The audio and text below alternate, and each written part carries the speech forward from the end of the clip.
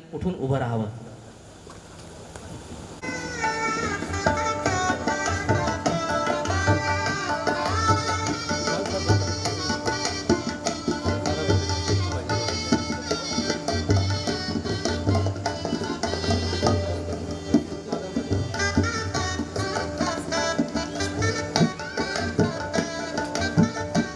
आपण सगळ्यांनी आसनस्थ व्हावं.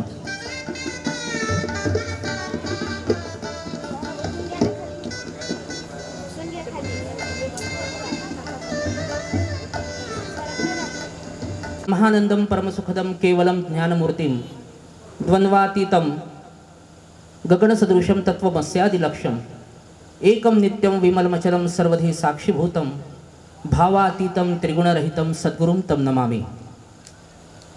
आजचा हा दिवस अत्यंत पवित्र, मंगल आणि अभिमानाचा, कारण आज आपल्यासमोर प्रकट होत आहे भक्ती, साधना आणि मानवतेचा एक उज्ज्वल दीप सगुण दत्त या ग्रंथाच्या रूपात.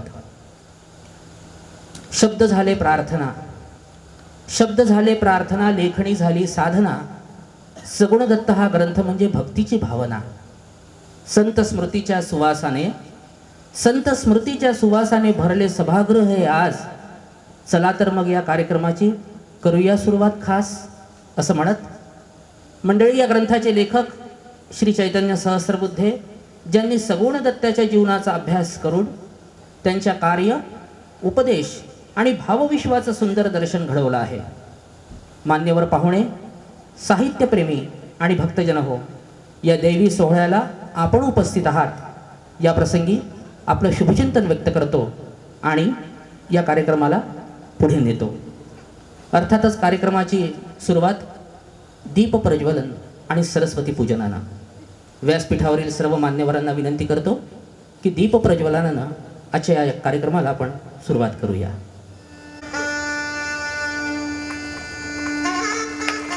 दीप प्रज्वलन हे ज्ञानदीप प्रज्वलन आहे. प्रकाश म्हणजे ज्ञान स्पर्शलेलं मन, संत वाणीनं स्पर्शलेलं मन, दत्तकृपेनं भारलेलं वातावरण आणि भक्तीच्या सुवासानं न्हावून गेलेली ही सुंदर संध्याकाळ. आज आपण सगळे एकत्र आलो आहोत. आज आपण सगळे एकत्र आलो आहोत सगुण दत्त परमपूज्य निरंजन रघुनाथ यांच्या अद्भुत ग्रंथाच्या प्रकाशन सोहळ्यासाठी. मंडळी, हे चरित्र म्हणजे फक्त एक पुस्तक नव्हे. हे चरित्र म्हणजे फक्त एक पुस्तक नव्हे, तर ते आहे का संत पुरुषाच्या जीवन प्रवासाचं दर्शन. याच्या प्रत्येक पानात दडलेली आहे भक्तीची झळाळी, श्रद्धेची खोली आणि प्रेमाची अनुभूती. पाहुण्यांचा परिचय आणि स्वागत याकडे वळूया. भक्तजन हो आणि रसिक हो सुद्धा. कधी कधी शब्द अपुरे पडतात, कधी कधी शब्द अपुरे पडतात कारण समोर असतं असं व्यक्तिमत्व. भक्तजन हो, कधी कधी शब्द अपुरे पडतात कारण समोर असतं असं व्यक्तिमत्व ज्यांचं जीवनच एक प्रेरणा ग्रंथ असतं. प्रत्येक क्षेत्रात काही व्यक्ती अशी असतात ज्या स्वतः उजळतात आणि इतरांना उजळवतात. आज आपण अशा तेजस्वी व्यक्तिमत्वांचा स्वागत आणि गौरव करणार आहोत. त्यापैकी प्रातस्मरणीय परमपूजनीय श्री नंदूदादा कसरेकर उर्फ हेमंत दिनकर कसरेकर महाराज, यांचा जन्म 6 डिसेंबर 1958 साली सनावद मोरटक्का जवळ जन्म झाला. परमपूजनीय भक्तराज महाराज आणि त्यांचे गुरु अनंतानंद साई हे दोघे इंदोर इथे होते. त्यावेळेस फोन आणि तार हा काही प्रकार नव्हता. तेव्हा मोठे बाबा म्हणाले होते, दिनू तेरे घर में आज दत्त ने जन्म लिया है, दिनू आज तेरे घर में दत्त ने जन्म लिया है. शालेय शिक्षण मोरटक्का येथेच झालं परमपूजनीय दादांचं. बडवाहा येथे जाऊन त्यांनी बीकॉमची पदवी घेतली. त्यानंतर भोपाळ येथे मोठ्या बहिणींकडे गेले आणि बहिणींच्या यजमानांबरोबर कापडाचा व्यवसाय चालू केला. पुढे नाशिकच्या पूर्वाश्रमीच्या आदरणीय स्मिता पाथरकर, त्यांच्याशी लग्नगाठ बांधल्या गेली. मुद्दामून सांगतो की त्यावेळेस त्यांना माहीत नव्हतं की आपलं लग्न ठरलं म्हणून. त्यावेळेसची पद्धत सांगतो, आताची पद्धत नव्हे. सन 1986 साली लग्न झालं. भक्तराज महाराजांचं समाधी मंदिर कांदळी येथे आहे, जिल्हा पुणे. तेथील जागा महाराजांनी इंग्रजीमध्ये डेव्हलप केलेली आहे. कामदळी इथली आज जे वैभव आपण दिसत आहे ते फक्त परमपूजनीय भक्तराज महाराजांची कृपा, हेच शब्द दादांच्या तोंडून निघतात. नंदूदादांनी अनेक पिढ्यांना दिशा देत आहेत. नंदूदादा अनेक पिढ्यांना दिशा देत आहेत. अनेकांच्या आयुष्यात त्यांनी आनंदाची फुलं उमटवली आहेत. त्यांचा भावसत्कार आणि भावपूजा करणे आमच्यासाठी अभिमानाचा क्षण आहे. मी प्राध्यापक दत्तात्रय जोशी सरांना विनंती करतो की त्यांनी परमपूजनीय दादांची भावपूजा करावी. त्यांना देतो आहोत.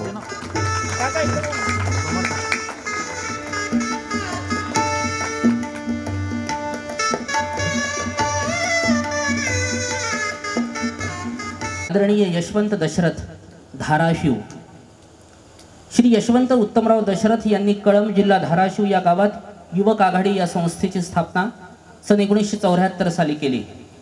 स्वातंत्र्यवीर विदा सावरकर यांच्या नावानं वाचनालय आपण सुरू केलं आहे. श्री बाबासाहेब पुरंदरे, शिवाजीराव भोसले, श्री दाजी पणशीकर इत्यादी विचारवंतांना आपण आपल्या गावात बोलवून त्यांच्या व्याख्यानांची मेजवानी कळंबच्या सगळ्या लोकांना आपण उपलब्ध करून दिली आहे. स्थानिक पातळीवर आपण विविध स्पर्धांचे आयोजन सुद्धा केले आहे. कळंब शहराचे नगराध्यक्ष म्हणून सन 1985 ते 1991 पर्यंत आपण काम केलेलं आहे. स्वातंत्र्यवीर सावरकर आणि छत्रपती शिवाजी महाराज यांचा पुतळा उभा करण्यात आपला सिंहाचा वाटा आहे. रोटरी क्लब कळंबचे आपण अध्यक्षपदही भूषविले आहे. आणि श्री सद्गुरू निरंजन रघुनाथ स्वामी पादुका मंदिर उभे करण्यात आपला सिंहाचा वाटा आहे. अशा बहुआयामी यशवंत दशरथ यांचा भावसत्कार या पुस्तकाचे लेखक चैतन्य सहस्रबुद्धे करतील अशी मी त्यांना विनंती करतो.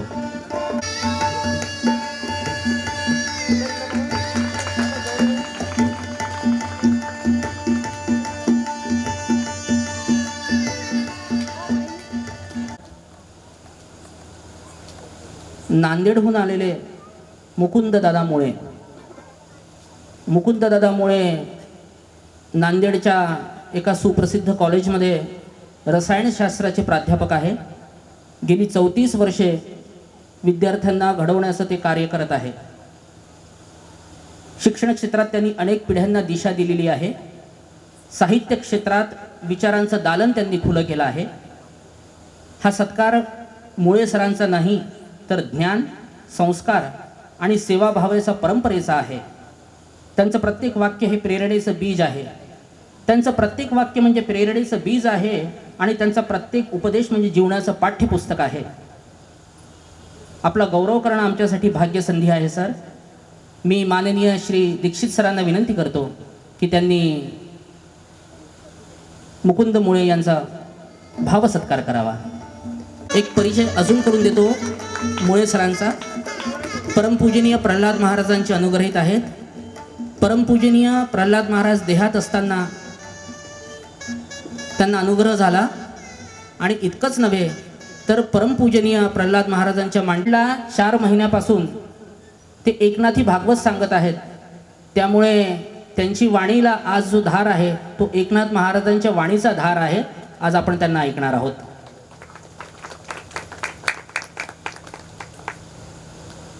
यानंतरचं स्वागत प्राध्यापक दत्तात्रय जोशी. काय बोलू, किती बोलू आणि शब्दच नाही, पण त्यांचं व्यक्तिमत्व म्हणजे सौजन्य, साधेपणा आणि माणुसकीचं प्रतीक. दत्तात्रय जोशी प्राध्यापक संगीताचे आहेत, पण दत्तभक्तीच्या प्रांगणातील भावभक्तीच्या डॉक्टरेट मिळवणारे लाडके दत्तात्रय जोशी आहेत. त्यांच्या भावभक्तीचे शब्द हे विचारांचं दान आहे. त्यांच्या भावभक्तीचे शब्द हे विचारांचं दान असतं आणि मनाला स्पर्श करणारा संदेश असतो. बाल गणेश दत्त मंदिराच्या दत्ताच्या मांडीवरचं लढीवाळ बाळ फक्त आणि फक्त म्हणजे प्राध्यापक दत्तात्रय जोशी आहेत. दुसरं कोणीच नाही. त्यांच्या या दत्तभक्तीला, त्यांच्या दत्तसेवेला आणि दत्त विचारांना फक्त साष्टांग नमस्कार करू शकतो. दुसरं काय करणार. आणि त्यांना आशीर्वाद देण्यासाठी मी बोलवतो आहे त्यांच्या कुटुंबातील ज्येष्ठ व्यक्ती डॉक्टर अनंतराव जोशी यांना की आपण त्यांना शुभाशीर्वाद प्रदान करावेत. विशेष सांगतो की काकांनी त्यांचा विशेष सत्कार करून जोशी कुटुंबाचे कुलभूषण म्हणून पदवी पण सरांना प्रदान केलेली आहे. म्हणून ते कुलभूषण प्राध्यापक दत्तात्रय जोशी आहेत.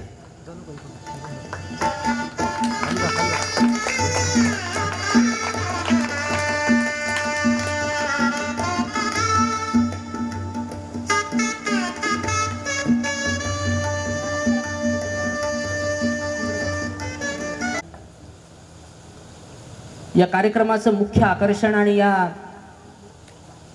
ज्यांच्यामुळे आपण इथे सगळेजण एकत्रित येऊ शकलो आहोत असे या पुस्तकाचे लेखक चैतन्य दिवाकर सहस्त्रबुद्धे.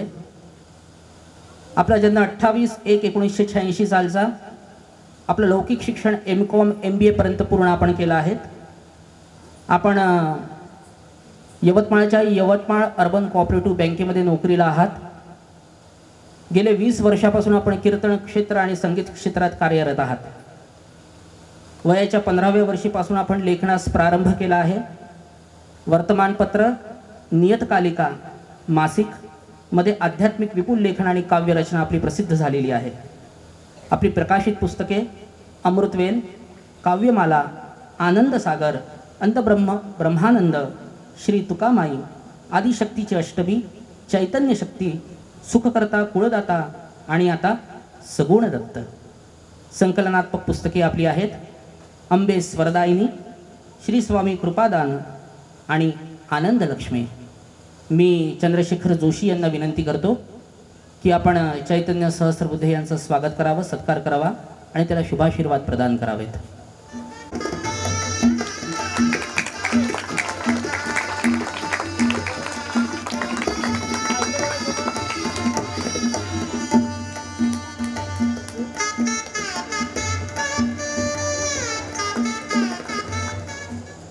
नंतर आणि स्वागतानंतर प्रकाशनाकडे जाऊया. पण या प्रकाशनाच्या तत्पूर्वी प्रकाशकांना काय वाटतं आहे आणि त्यांची मनोभूमिका काय आहे या ग्रंथाबद्दल ही जाणून घेण्याची उत्कंठा तुम्हाला पण आहे आणि मला सुद्धा आहे. म्हणून या ग्रंथाचे प्रकाशन प्राध्यापक दत्तात्रय जोशी यांनी आपलं प्रकाशक म्हणून मनोगत व्यक्त करावं अशी मी त्यांना विनंती करतो. माता लक्ष्मी, बाल गणेश दत्त, माझे सद्गुरू परमपूज्य दत्त महाराज मुंगळेकर, परमपूज्य सद्गुरुदास महाराज यांना सर्वप्रथम मी वंदन करतो.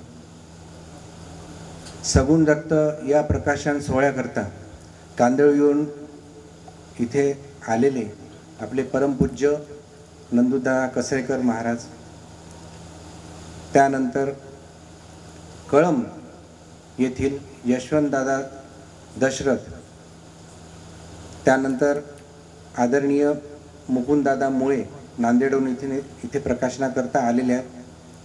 त्यानंतर या सगुण दत्त या ग्रंथाचे लेखक श्रीयुत चैतन्य सहस्त्रबुद्धे या हे सगळे मंचावर आसनस्थ आहेत.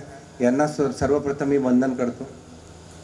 आणि बाल गणेश दत्त मंदिरात सर्व भावी भक्तांचे मी शब्दसुमनांनी सर्वप्रथम स्वागत करतो. माझा चैतन्याचा सहवास जवळपास 2005 साली आलेला होता. 2008 साली सर्वप्रथम दत्तगुरू इथे चैतन्याच्या माध्यमातून प्रकटले. दत्त मूर्तीविषयी त्यांनी बरंच काहीतरी लिखाण केलं होतं त्यावेळेला आणि ते मला वाचायला दिलं होतं त्यावेळेला. आणि ते वाचल्यानंतर मला असं वाटायला लागलं की आपण याचं काहीतरी पुस्तक करावं. मग बराच कालावधी त्याच्यानंतर निघून गेला. 2009 मध्ये दत्तमूर्ती प्रकटल्यानंतर 2009 मध्ये गणेश दत्त हा माझी काकू सौ प्रज्ञा जोशी हिला दृष्टांत झाला आणि त्या माध्यमातून गणपती इथे त्यांनी येण्याची इच्छा प्रकट केली आणि इथे गणपती आला. आम्ही त्याला घेऊन आलो. त्यावेळेला जे प्रमास वर्णन लिहून काढावं का गणपती कसा प्रकट झाला तर एक चैतन्याला मी म्हटलं आपण काहीतरी लिहून काढू. आणि गणपतीने त्याच्याकडून इतकं सुंदर लिखाण त्यावेळेला सुखकर्ता कुळदाता हा एक जोशी घराण्याचा गणपती जो आहे त्याच्याबद्दल लिहून काढलं त्यांनी. आणि प्रकाशित आम्ही सद्गुरुदास महाराज नागपूरचे यांच्या हस्ते त्याचं विमोचन आम्ही 2018 साली इथे गणेशात झाला होता त्यावेळेला त्यांच्या हस्ते आम्ही त्याचं प्रकाशन केलं. पण एक मनात इच्छा राहिली ती दत्ताचं काहीतरी आपण त्याचं काहीतरी पुस्तक झालं पाहिजे. एक मनात आंतरिक इच्छा आमची राहून गेली, माझी आणि चैतन्याची. बराच काळ त्याच्यानंतर लोटला, ते लिखाण तसंच राहिलं. मी त्याला एकदा म्हटलं की आणि 2023मध्ये आमचं हे दत्त मंदिर इथे बाल गणेश दत्त मंदिराची इथे स्थापना झाली. मग त्यावेळेला असं वाटायला लागलं की आता काहीतरी उपक्रम इथे चालू करावे आपण. आणि त्या दत्तगुरूंनी बाल गणेश दत्तांनी खूप विविध उपक्रम आमच्याकडून इथून करून या मंदिरात आमच्याकडून करून घेतले. खूप आनंद दिला त्या सगळ्या उपक्रमामध्ये. पण पुन्हा पुस्तकाचं तसंच की पुस्तक आपलं काहीतरी राहिलं. आणि मग मी त्याला म्हटलं चैतन्याला की आपण हे पुस्तक आपल्याला काहीतरी करायचं आहे बाल गणेश दत्ता म्हणजे दत्ताचं. तर तो म्हणाला की सर नुसतं आपल्या बाल गणेश दत्ताचा इतिहास न लिहिता आपण काहीतरी असे महान संतांची विभूती ज्यांना सगुण दत्त प्राप्त झाला आहे असं काहीतरी आपण त्याच्यामध्ये चरित्र टाकूया. मी त्याला होकार दिला. ठीक आहे म्हटलं, तुझं म्हणणं बरोबर आहे. आणि मग त्यांनी त्याच्यानंतर त्यामध्ये आज ज्या ग्रंथाचं प्रकाशन होत आहे त्या निरंजन रघुनाथ स्वामींचं मुख्य चरित्र त्याच्यामध्ये आहे. त्यांना सगुण दत्त प्राप्त झाला. श्रीधर स्वामी महाराज यांना सुद्धा सगुण दत्त प्राप्त झाला. ब्रह्मचैतन्य गोंदवलेकर महाराजांना यांना सुद्धा सगुण दत्त प्राप्त झाला. नाना महाराज तराणेकर, त्यानंतर वासुदेवानंद परमपूज्य वासुदेवानंद सरस्वती महाराज यांना सुद्धा सगुण दत्त प्राप्त झाला. तर हे अशा चरित्र संतांचं चरित्र त्याच्यामध्ये त्या सगुण दत्तामध्ये आम्ही घेतलेलं आहे. आणि इतकी सुंदर ते पुस्तक मुखपृष्ठापासून ते शेवटपर्यंत शब्दांकन फार अप्रतिम झालेलं आहे त्याच्याकडून. खूप आणि मला तो नेहमी बँकेत असतानाही फोन करायचा की सर आज एवढं लिहून झालं. म्हणजे बँकेत असताना सुद्धा त्याच्याकडून महाराजांनी निरंजन रघुनाथ स्वामींनी त्याच्याकडून लिखाण करून घेतलं. तो म्हणे असे अक्षरशः सर डोळ्यासमोर असे शब्द माझ्या तरळतात आणि ते शब्दबद्ध होतात माझ्याकडून. ते महाराजांचीच कृपा होती ती.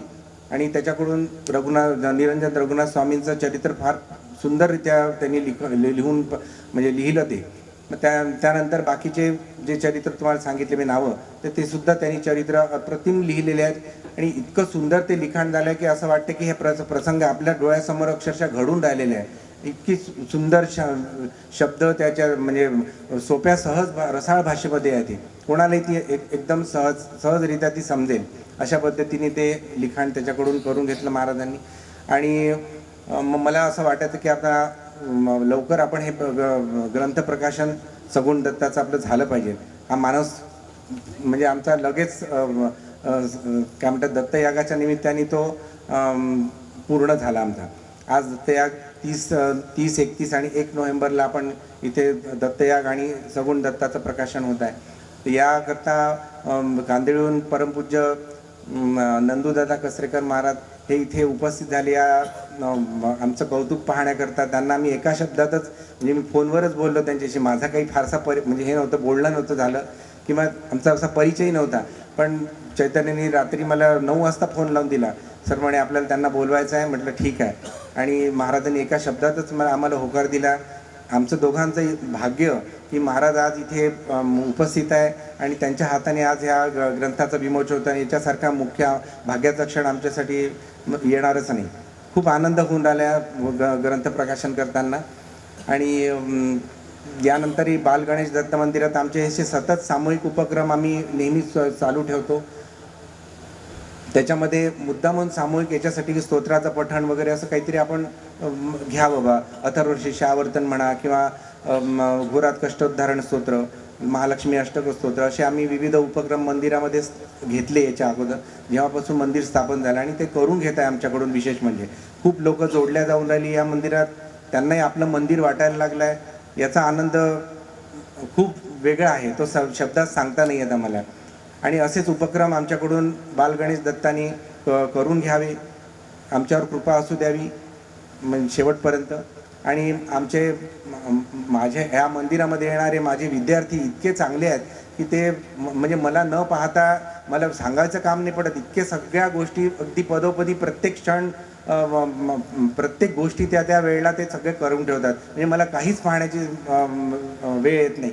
इतकं त्यांचं म्हणजे मनापासून या मुलांचं कौतुक करावं असं वाटतं. खरं पाहिलं तर काही तसा फारसा हे नाही, पण सगळी माणसं या निमित्ताने जोडल्या गेलेली आहेत या मंदिरासाठी. हे आमचं खूप मोठं भाग्य आहे. तर इथे मी माझं प्रकाशकाचं मनोगत थांबवतो. धन्यवाद.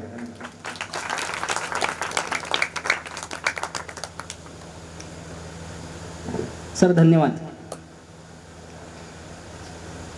मला काय सांगू वाटतं सर, तुम्ही काय बोलले, ग्रंथ नाही हा ग्रंथ नाही हा तर संतांचा श्वास. ग्रंथ नाही हा तर संतांचा श्वास. भक्तीचा प्रवास आणि अनुभवांचा सुवास आहे. भक्तीचा प्रवास आणि अनुभवांचा सुवास आहे. सगुण दत्त हे नाव जपावं मनोभावे. सगुण दत्त हे नाव जपावं मनोभावे. हेच तर प्रकाशनाच्या खऱ्या अर्थानं यश ठरावं. हेच तर प्रकाशनाच्या खऱ्या अर्थानं यश ठरावं. यानंतर सगुण दत्त चरित्र प्रकाशन क्षण. भक्तजनो, आता आपण पोहोचलो आहोत त्या क्षणाकडे ज्यांची आतुरतेने सर्वजण तुम्ही आणि मी आपण वाट पाहत आहोत. सगुण दत्त चरित्र या ग्रंथाच्या प्रकाशन सोहळ्याचं शुभ क्षण. या ग्रंथाचं प्रत्येक पान म्हणजे दत्तभक्तीचं दर्शन. या ग्रंथाचं प्रत्येक पान म्हणजे दत्तभक्तीचं दर्शन आहे आणि प्रत्येक शब्द म्हणजे संत विचारांचं साक्षात स्फुरण आहे. हा क्षण केवळ प्रकाशनाचा नाही. हा क्षण केवळ प्रकाशनाचा नाही. हा क्षण आहे संत स्मृतींना नवा उजाळा देणारा. मी मान्यवरांना विनंती करतो की त्यांनी या ग्रंथाचं विमोचन करावं.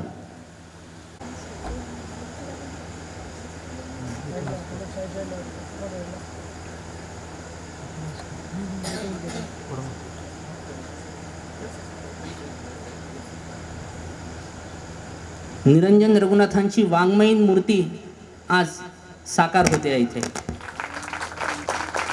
जयघोष करूया.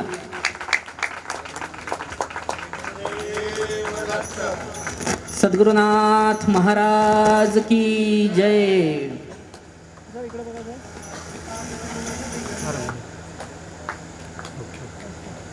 माझा आवाज पोहोचतोय दत्तगुरूंपर्यंत, पण आपला आवाज पोहोचत नाही आहे. सद्गुरुनाथ महाराज की. सद्गुरुनाथ महाराज की. सद्गुरुनाथ महाराज की. आता पोहोचला.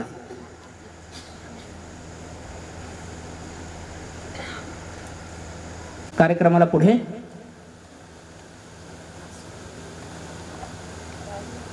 परमपूजनीय नंदूदादा यांच्या श्रीचरणी विनंती करतो की त्यांनी आम्हाला या मंगल समयी आशीर्वाद प्रदान करावेत.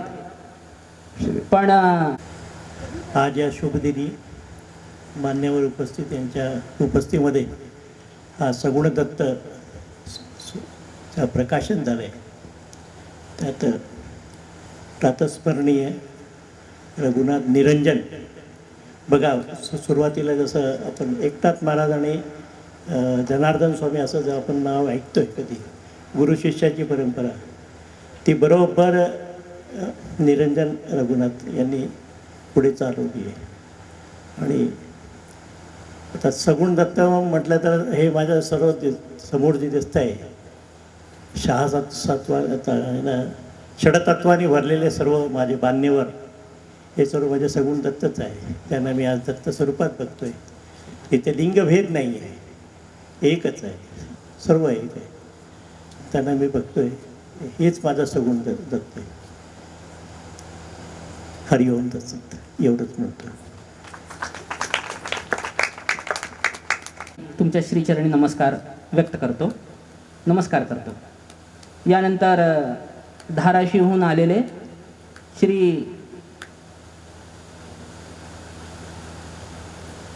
दशरथ, परमपूजनीय दशरथ काका यांना विनंती करतो की त्यांनी पण या शुभमंगल प्रसंगी आम्हाला मार्गदर्शन करावं. या ठिकाणी सगुण दत्त या ग्रंथ प्रकाशनाच्या निमित्तानं उपस्थित असलेले परमपूज्य नंदूदादा कसरेकर, श्री मुकुंदजी मुळे साहेब, प्राध्यापक जोशी सर, चैतन्य सहस्त्रबुद्धे, ज्यांच्या आग्रहास्तव आम्ही या ठिकाणी आलो. आणि आपण समोर जे दत्तभक्त माता आणि भगिनीनो, वास्तविक पाहता अशा या कार्यक्रमामध्ये फारशी बोलण्याची मला सवय नाही, परंतु म्हणजे आपण जे आजोळातून आलेली माणसं आहेत आम्ही, ज्या ठिकाणी या थोर विभूतीचा जन्म झाला असे निरंजन रघुनाथ स्वामी, ज्या ठिकाणी त्यांचा जन्म झाला त्या ठिकाणाहून मी आलेलो आहे. कारण एक दोन गोष्टी आपल्यासमोर मी मांडतोय. 2024 म्हणजे साधारणपणे 240 वर्षानंतर निरंजन रघुनाथ स्वामीच्या संदर्भामध्ये या महाराष्ट्रामध्ये 3 घटना घडल्या. त्याच्यापैकी एक गोष्ट म्हणजे कळंब येथे निरंजन रघुनाथ स्वामी महाराजांच्या पादुकाची स्थापना ही गेल्या वर्षी कार्तिक शुद्ध अष्टमीला झाली. त्याचप्रमाणे इकडे चैतन्य, ज्याच्यामध्ये चेतना आहे असा चैतन्य, यांची ओळख माझी गेल्या 1.5 वर्षापासून झालेली आहे. महाराजांनी 200 वर्षानंतर 3 लोकांकडून या दत्तभक्त, सगुण दत्तभक्त यांचं चरित्र लिहावं हे मनात होतं, त्याचं साकार रूप या ठिकाणी झालेलं आहे. त्याचप्रमाणे बीड येथील प्राध्यापिका झोंगडेबाई यांनी या महाराजांच्या चरित्रावर PhD करायचं ठरविलं आणि कळंबमध्ये आपण पादुका स्थापन केला. म्हणजे त्रिमूर्ती, दत्ताची मूर्ती त्रिमूर्ती आहे, ती घटना या ठिकाणी आमच्याकडून घडवून आणली. याच्याबद्दल आम्हाला हा दृष्टांत म्हणणार नाही मी, पण आमच्याकडून ते करून घेतलं. मागे म्हणजे आपण चमत्कार म्हणतो आणि चमत्काराला नमस्कार फार मोठ्या प्रमाणात होत असतो. आमच्या दृष्टीनं हा फार मोठा आयुष्यातला मोठा चमत्कार या ठिकाणी घडवून आणला.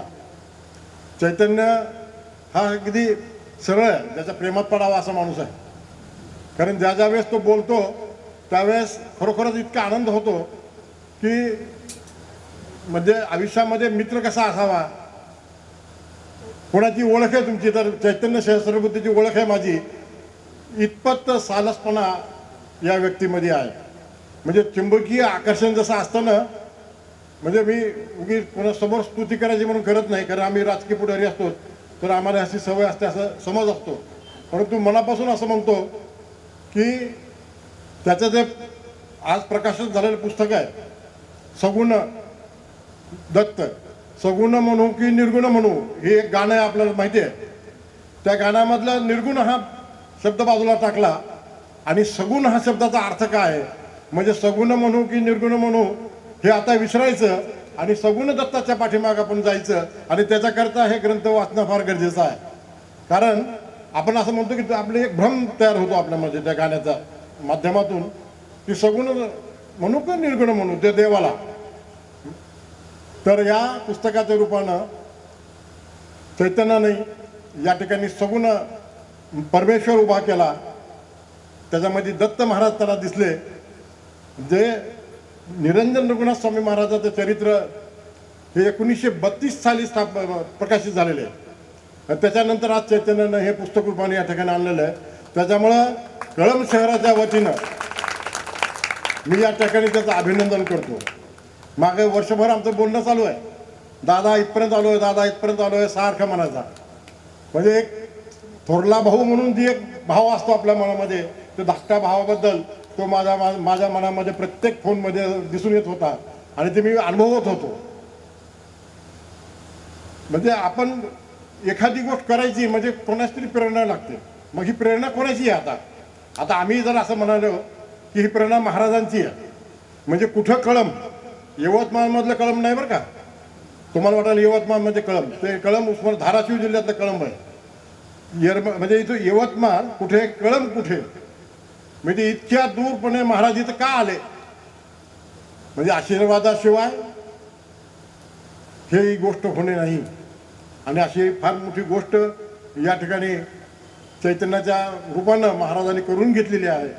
त्याबद्दल मला खरोखरच अतिशय आनंद होत आहे. म्हणजे तो साहित्यिक आहे हा मला माहीत नव्हतं, म्हणजे एवढे मोठे पुस्तकं त्यांनी लिहिलेत हेही माहिती नव्हतं. परंतु आज असं माहीत झालं की चैतन्यामध्ये चेतना आहे आणि ती चेतना त्याची अशीच पुढे घडत राहो. आणि दत्ताचरणी प्रार्थना करतो की त्याला उत्तर म्हणजे सरळ भाषेत संताचं चरित्र कसं लिहावं. म्हणजे संताचं चरित्र लिहिताना आपल्याला त्याचे चमत्कार दिसतात, त्याचं चरित्र दिसत नाही. आणि ते चरित्र लिहिण्याचं काम चैतन्याने या ठिकाणी केलेलं आहे. चमत्कारापेक्षा चैतन्य त्या महाराजांचं कसं दाखवायचं हे या आपल्या या ग्रंथामध्ये आहे. ते आपण सर्वजणांनी जरूर वाचावं आणि आपल्या स्वतःच्या जीवनामध्ये एक सगुण दत्ताच्या स्वरूपामध्ये आपली चेतना उपस्थित करावी एवढी विनंती करतो आणि आपली रजा घेतो. जय हिंद, जय महाराष्ट्र. आज भगवान दत्तात्रयांना सुद्धा आनंद झाला असेल की माझा माहेरचा माणूस आलेला आहे म्हणून. महिलांना माहिती आहे की माहेरचा माणूस आला की किती आनंद होतो म्हणून. आणि खरं सांगितलं तुम्ही दशरथ दादा, कारण की तुम्ही चैतन्यशी लावलाय आता ते नातं दादाशी त्याच्या, आणि मी तुम्हाला म्हटलं होतं काका, त्याच्यामुळे आता तुम्ही काका नाही, आता आमचे तुम्ही दादा झालेले आहात, मोठे ज्येष्ठ बंधू, म्हणून दशरथ दादा असा उल्लेख करतो. आणि तुम्ही जे म्हटलं चैतन्य बाबत हे अगदी खरं है. कुछ लफ्ज़े चैतन्य के बारे में भी प्रस्तुत करना चाहता हूँ कि देखो तो सबसे जुदा अंदाज तुम्हारे है, देखो तो जुदा सबसे अंदाज तुम्हारे है, हर कोई कहता है कि चैतन्य हमारा है, चैतन्य आप पर कृपा है ईश्वर की, चैतन्य आप पर कृपा है ईश्वर की, आप चैन हो दिल का और आँखों के तारे हो. आणि आवडलं असेल तर टाळा वाजवायला काही हरकत नाही बुवा. मंडळी, कार्यक्रमाला पुढे नेतो. या ग्रंथामागे एका साधकाचा दीर्घ प्रवास आहे. रसिक हो, या ग्रंथामागे एक साधकाचा दीर्घ प्रवास आहे, भक्तीची अनुभूती आहे आणि शब्दांची साधना सुद्धा आहे. या ग्रंथाचे लेखक चैतन्य सहस्त्रबुद्धे यांना मी आमंत्रित करतो की त्यांनी त्यांच्या हृदयातील भावना शब्दात मांडण्यासाठी. श्री गुरुदेव दत्त मंगलमूर्ती मोरया. मंचावर उपस्थित परमपूज्य नंदूदादा, यशवंत दादा, मुकुंद दादा आणि श्री दत्तात्रय जोशी सर यांना वंदन करतो. उपस्थित सर्व मंडळींना, ज्यांच्या वर्तनाने धर्म जगतो आणि सज्जनता टिकते अशा धार्मिक सज्जनांना विशेष अभिवादन करतो. कला उपासकांबद्दल विशेष आदर व्यक्त करतो. शास्त्री पंडितांविषयी अत्यंत आदरभाव व्यक्त करतो. आणि लेखकाचं मनोगत म्हणून मला जे काही बोलायला आज संधी मिळते त्या संधीला न्याय देण्याचा प्रयत्न करतो. श्रोतेहो, कालपासून निरंजन रघुनाथांच्या अभूतपूर्व चरित्राचा आपण अदमास घेतोय. पण गेले 1.5 वर्ष मी सातत्याने त्यांनी भारावलेलो आहे. खरं तर मी 1.5 वर्षाचा तरी हा कालावधी सांगतोय, तो तेवढा नाहीच आहे. 2011 सालापासून निरंजन रघुनाथ स्वामी महाराज माझ्या मनावर पकड धरून आहेत.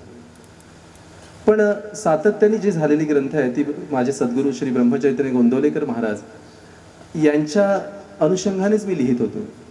पुढे पुढे तर असं झालं की ब्रह्मचैतन्य महाराजांनी एक ग्रंथाची संकल्पना पूर्ण करावी आणि नंतर दुसऱ्या ग्रंथाची संकल्पना उत्पन्न व्हावी. असं ते प्रल्हाद महाराज असं म्हणायचे की नाम हे जे आहे ना ते झऱ्यासारखं असतं म्हणाले. पाणी तिथून नवीन येत राहतं. तसं मला पहिल्यांदा असं वाटलं की एखादं पुस्तक होईल आणि थांबेल हे सर्व. पण इतके ग्रंथ मालिका जेव्हा झाली तेव्हा मला असं वाटलं की नाही, महाराजांना काहीतरी करून घ्यायचं असावं, किंवा या शब्दांना महाराजांच्या पायी वाहता येत आहे याची जी कृतार्थता आहे ती मला वरचेवर महाराजांनी अनुभवायला दिली. हे खरोखर माझं भाग्य आहे. पण यासोबतच दत्त संप्रदायातला हा अलौकिक सत्पुरुष माझ्या मनाला खुणावत होता. मला आठवतं 2011-12 साल असावं कदाचित, आत्ता मला नेमकं स्मरण नाही. झिरीला माझं कीर्तन होतं. आपले दिग्दर्शक आहे बघा राज दत्त, ते सुद्धा त्या कीर्तनाला आले होते आणि मी त्यावेळेला निरंजन रघुनाथांचं आख्यान लावलं होतं. पहिल्यांदा ते आख्यान मी लावलं. रात्री झिरीला दत्तगुरूंच्या समोर झालेली ती कीर्तन सेवा मला आजही लक्षात आहे. तेव्हा राजदत्तांच्या सुद्धा डोळ्यात पाणी आलं होतं. आणि नंतर आम्ही सोबत जेव्हा प्रसाद घ्यायला बसलो तेव्हा ते म्हणाले, निरंजन रघुनाथांच्या विषयी मी काही पहिल्यांदाच हे सर्व ऐकलं बरं. आणि तेव्हापासून माझ्या मनात आलं की निरंजन रघुनाथांच्या चरित्र गायन कुठे कुठे करता येईल. त्यांच्या चरित्राचा जो पैस आहे तो पैस आपल्या सर्वसामान्यांसमोर वारंवार येत राहावं असं काहीतरी चिंतन कसं करता येईल. मुळात 200-225 वर्षापूर्वी झालेला हा सत्पुरुष आणि त्याच्याविषयी माहिती नक्की मिळणार कुठून. मग मी पहिल्यांदा तर गुगलवर ते सर्व सर्च केलं. गुगलवर त्यांची निरंजन रघुनाथ यांची गाथा असं म्हणून एक समग्र मोठा ग्रंथ PDF करून गुगलवर उपलब्ध आहे. ती गाथा सर्व चाळली त्याच्यामध्ये सुरुवातीला मोघम स्वरूपात त्यांच्या चरित्राची माहिती होती. एक अलौकिक घटना जी काल आपण पाहिली की एक सत्पुरुष 29व्या वर्षी अशी प्रतिज्ञा करतो की वर्षभरात जर दत्त दर्शन झालं नाही तर मी प्राणत्याग करीन, आणि वर्षभरात तो सद्गुरूंची प्राप्ती करून घेतो, आत्मसाक्षात्काराची सुद्धा प्राप्ती करून घेतो, आणि ते करूनही दत्त दर्शन करून घेतो. असा तो अलौकिक प्रवास मला कुठे मिळेल? पण तुम्हाला सांगतो, निरंजन रघुनाथ मला कायम खुणावत राहिले. म्हणजे इकडे सगळं रामनाम, रामाची उपासना, या सर्वामध्ये निरंजन रघुनाथ कायम मला म्हणत राहिले की नाही नाही, हे लिहायचं आहे बरं, हे पुढे यायचं आहे बरं. पण त्याचा योग आत्ता आला. पण तो येण्याच्या आधी बरीच जुळवाजुळव मला करावी लागली. अनेक गोष्टीचे संदर्भ मला आपोआप मिळत गेले. निरंजन रघुनाथ स्वामी महाराजांनी स्वतः त्या घटनेचा एकूण एक उल्लेख करून ठेवला. त्याला नाव दिलं त्यांनी स्वात्म प्रचिती. आणखीन एक प्रकरण त्यांनी लिहिलं. ही दोन्ही प्रकरणं त्यांनी रघुनाथ स्वामींच्या चरणी अर्पण केले नाशिकला. आणि ते म्हणाले की मी देहूवरून जे निघालो आणि त्या दर मजल करत नाशिकला आलो, तो प्रवास माझा कसा झाला याचं वर्णन यामध्ये आहे. आणि नाशिकवरून मी गिरनारला कसा गेलो आणि दत्तदर्शन कसं झालं याचा प्रवास दुसऱ्या प्रकरणामध्ये आहे. ही दोन्ही प्रकरणं सुदैवाने मला मिळाली. आणि ती मिळाल्यानंतर एकंदरीत त्यांच्या जीवनाचा आराखडा हा माझ्या डोळ्यासमोर स्पष्ट होत गेला. हे करणं थोडं कठीण यासाठी होतं कारण 200 वर्षापूर्वीची त्या काळची समाज व्यवस्था, त्या काळची परिस्थिती, त्यावेळेची स्थानं याचा कोणताच अदमास मला नव्हता. खरं तर बघायला गेलं तर निरंजन रघुनाथांचा जो सर्व वावर असण्याचा जो स्थलकाल आहे ते बघता ते नाशिक आणि या भागातच जास्ती वावरले. मिरजेला ते वावरले, सांगलीला वावरले, पुण्याला वावरले. आता त्या भागात आपण सगळे अनाभिज्ञच होतो ना. पण एकंदरीत तो सगळा आराखडा तयार झाल्यानंतर मग मात्र एके दिवशी झपाट्याने लिखाण सुरुवात झाली. ती लिखाणाला सुरुवात झाली. याला सर्वात मोठी प्रेरणा जर कोणती असेल तर ती म्हणजे बाल गणेश दत्त मंदिर आणि श्री दत्तात्रय जोशी सर. मगाशी खूप माझं कौतुक झालं. मला मनात असं वाटत होतं एवढ्या कौतुकाची सवय नाही हो मला. आणि मुळात खरं सांगू का, जर ते लेखणी लिहिवी अक्षर परी तिच्याच नसे जोर असं दासगणू महाराज म्हणतात, तसं आत्तापर्यंत ज्या ज्या गोष्टी झाल्या त्या जर सद्गुरूंनीच करून घेतल्या आहे ही माझी ठाम धारणा नव्हे, हा माझा अनुभव आहे. कारण आज मी सुद्धा जेव्हा हे पुस्तकं वाचतो ना तेव्हा मला सुद्धा ती नवीन वाटतात. मला असं वाटत नाही की हे मी लिहिलंय. आणि खरोखर सांगतो मी की त्या त्या वेळेला ते आलेलं स्फुरण आहे आणि त्या स्फुरणातून निघालेलं हे सर्व लिखाण आहे. त्याच्यामुळे त्या स्फुरणाला चेतना देण्याचं काम श्री दत्तात्रय जोशी सर यांनी माझ्याकडून करून घेतलं. त्यांचा फार यावर जोर होता की आपण दत्तगुरूंची काहीतरी वाङ्मयीन सेवा केली पाहिजे, काहीतरी शब्दसेवा आपली झाली पाहिजे. तेव्हा मी त्यांना म्हटलं, हो हे सध्या ब्रह्मचैतन्य महाराजांनी मला असं धरून ठेवलेलं आहे की कायम ते मला काही ना काहीतरी उपक्रम समोर आणतात आहे. यामध्ये दत्त या दैवतावर लिहिण्यासाठी जो अधिकार पाहिजे तो अधिकार माझ्याकडे नाही. याशिवाय त्या पद्धतीची साधना आणि त्या पद्धतीची दृष्टी सुद्धा माझ्याकडे नाही. तेव्हा ते मला असं म्हणाले होते, तू आपल्या दत्तगुरूंना सांग, ते करून घेतील. आणि तुम्हाला सांगतो, मलाच काय असा अनेकांना आपल्याला अनुभव येईल की या मंगलमूर्तीसमोर आणि दत्तासमोर जो कोणी एकदा उभं राहून काही ना काही सांगतो ना मनापासून, तो मंगलमूर्ती आणि ते बालदत्तात्रय त्याचा ऐकल्याशिवाय राहत नाही. काही ना काहीतरी त्याला प्रचिती तात्काळ आल्याशिवाय राहत नाही. असा अनेकांचा अनुभव आहे. आम्हा दोघांना तो वरचेवर आलेला आहे. त्यामुळे दत्तगुरूंना मी तसं सांगितलं आणि मग मात्र निरंजन रघुनाथ स्वामी महाराज समोर उभे ठाकले. त्यानंतर तुम्हाला सांगतो, त्याचा आराखडा तर माझा तयार झाला होता, पण त्या त्या स्थानांवर जायचं होतं. त्या स्थानांचा मी एक क्रमवारता तयार केली की देहूवरून ते निघाले, मग त्यानंतर ते कुठे गेले, त्यानंतर कुठे गेले. मला जेव्हा जेव्हा वेळ मिळत असेल तेव्हा मी गुगल मॅपवर ते बघत असे की या स्थानावरून ते कोणत्या स्थानावर गेले, मग त्या स्थानावरची माहिती आपल्याला त्यावरून मिळते आहे का, नेटवरून मिळते आहे का, आणि ज्या ठिकाणी आपल्याला प्रत्यक्ष जायची गरज आहे त्या स्थानांची मी पूर्ण यादी केली. हे करणं बरेच काळ चाललं बघा, खूप काळ चाललं. कारण इकडे बँकेचा सगळा तो पसारा, तिथून घरी आलो की मग मी त्या उपासना झाली की मी त्या सगळ्या गोष्टींनी भारावून जात असे. मग रात्री मी टिपणं काढून ठेवत असे, मग त्याचं चिंतन करायचं. मग जेव्हा वेळ मिळाला तेव्हा ते लिहून काढायचं. असे अनेक टिपणं गोळा करत करत करत मी त्याचं लिखाण केलं. त्यामुळे ते लिखाणाला खूप वेळ लागला. रात्री जेव्हा जेव्हा वेळ मिळेल त्या वेळेला मी ते बसून ते लिहित असे. त्याचे अनेक उतारे मी जसे वेळ मिळेल तसे कागदावर, असे छोट्याशा कागदावर टिपून घेतले, मग घरी येऊन ते फेअर केले. असं सुद्धा मी बरेचदा केलं आहे. तुम्हाला कसं सांगू मी, त्या काळामध्ये निरंजन रघुनाथ मला दिसत राहत. कुठेतरी ते त्यांची अशी काळी शुभ्र काळी अशी दाढी, तरुण वयातला ते निरंजन रघुनाथ, आणि निघाले ते आता दत्त दर्शनाशिवाय मी दुसरं काही पाहणार नाही या पद्धतीने ते विरक्त होऊन निघाले. असं चित्र माझ्या डोळ्यासमोर वारंवार येत असे. आणि निरंजन रघुनाथांनी हे करत असताना माझी परीक्षा सुद्धा फार पाहिली. बरोबर त्यांचं काहीतरी कार्य करायचं, आता आज आपण असं लिखाण करू असं म्हटलं की त्यावेळेला बँकेला भयंकर काम आलेलं असेल की ते सगळं मागे पडेल. एकदा तर असं झालं, मी आता सहज बोलायचं, आपणच सगळी मंडळी आहोत म्हणून मी सांगतो की एकदा तर असं झालं की मी ठरवलं की आता या सगळ्या स्थानांना आपण जायला पाहिजे. निरंजन रघुनाथ ज्या ज्या टप्प्यावर गेले ना, ज्या ज्या क्षेत्री, त्या क्षेत्रात जाऊन तिथे सगळे तो प्रसंग स्मरण करून, तिथले फोटोग्राफ्स घेऊन, तिथल्या लोकांच्या मुलाखती घेऊन आपण पुढे जाऊ. मग त्यासाठी आम्ही एक दौरा आखला. तो दौरा आखण्याकरता आम्हाला सुट्ट्या मिळाव्या याकरता मी आधीपासून जरा तयारी करून ठेवली. पण तुम्हाला काय सांगू, अगदी तो दौरा ठरला त्याच्या अगदी आठवड्याभरानंतर RBIचं ऑडिट आलं आमचं.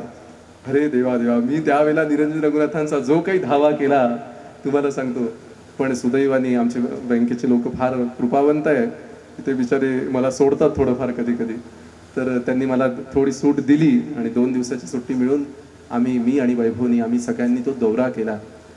आम्ही सिन्नरला गेलो, आम्ही देवपूरला गेलो. इतकंच नाही तर देहूला ज्या पात्रात निरंजन रघुनाथांनी उभं राहून प्रतिज्ञा केली त्या पात्रात सुद्धा उभं राहून मला ते प्रसंग स्मरण करायचं भाग्य लाभलं. देहूला त्याकरता मी गेलो. पुण्याला बेलबागेमधल्या विष्णू मंदिरात कीर्तन त्यांनी ऐकलं आणि ते प्रभावित झाले. काल आपण ऐकलंय ते सर्व. त्या बेलबागेच्या विष्णू मंदिरातही जाऊन मी तिथले छायाचित्र घेतले. सिन्नरला ज्या कुंडामध्ये ते स्नान करत होते, आता ते कुंड पूर्णतः बुजलेलं आहे. ते कुंड आम्ही सर्वांनी शोधून काढलं. तुम्हाला गंमत म्हणून सांगतो, सिन्नरला आम्ही गेलो, आम्हाला असं वाटलं नागेश्वराचं मंदिर काय विलक्षण असेल वगैरे, आणि सगळे कुटुंब कबिला घेऊन आम्ही गेलो होतो. लहान पोरांना म्हणजे राघवला, समर्थला, असं आम्ही सगळे कुटुंबासहित गेलो होतो सिन्नरला. आणि नागेश्वर मंदिरापर्यंत आम्ही गेलो तर आम्ही इकडे तिकडे बघतोय, कुठे कळस दिसेल, कुठे ते मंदिर दिसेल जुनं, 200 वर्षापूर्वीचं ते मंदिर आहे ना, काहीच दिसे ना आम्हाला.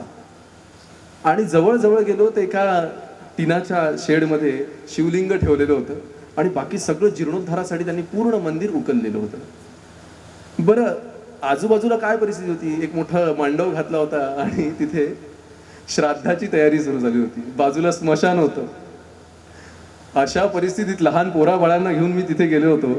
तेव्हा क्षणभर माझ्या मनात आलं की अरे आपण कुठे आलो, अशा ठिकाणी आपण पोराबाळांना आणायला नको होतं. पण दुसऱ्याच क्षणी माझ्या मनात असं आलं, आपण ज्यांच्या नावावर इथे आलो आहे ते आपल्यासोबत असताना कोणती भूमी उत्तम आहे आणि कोणती भूमी त्याज्य आहे असं आपण करावं.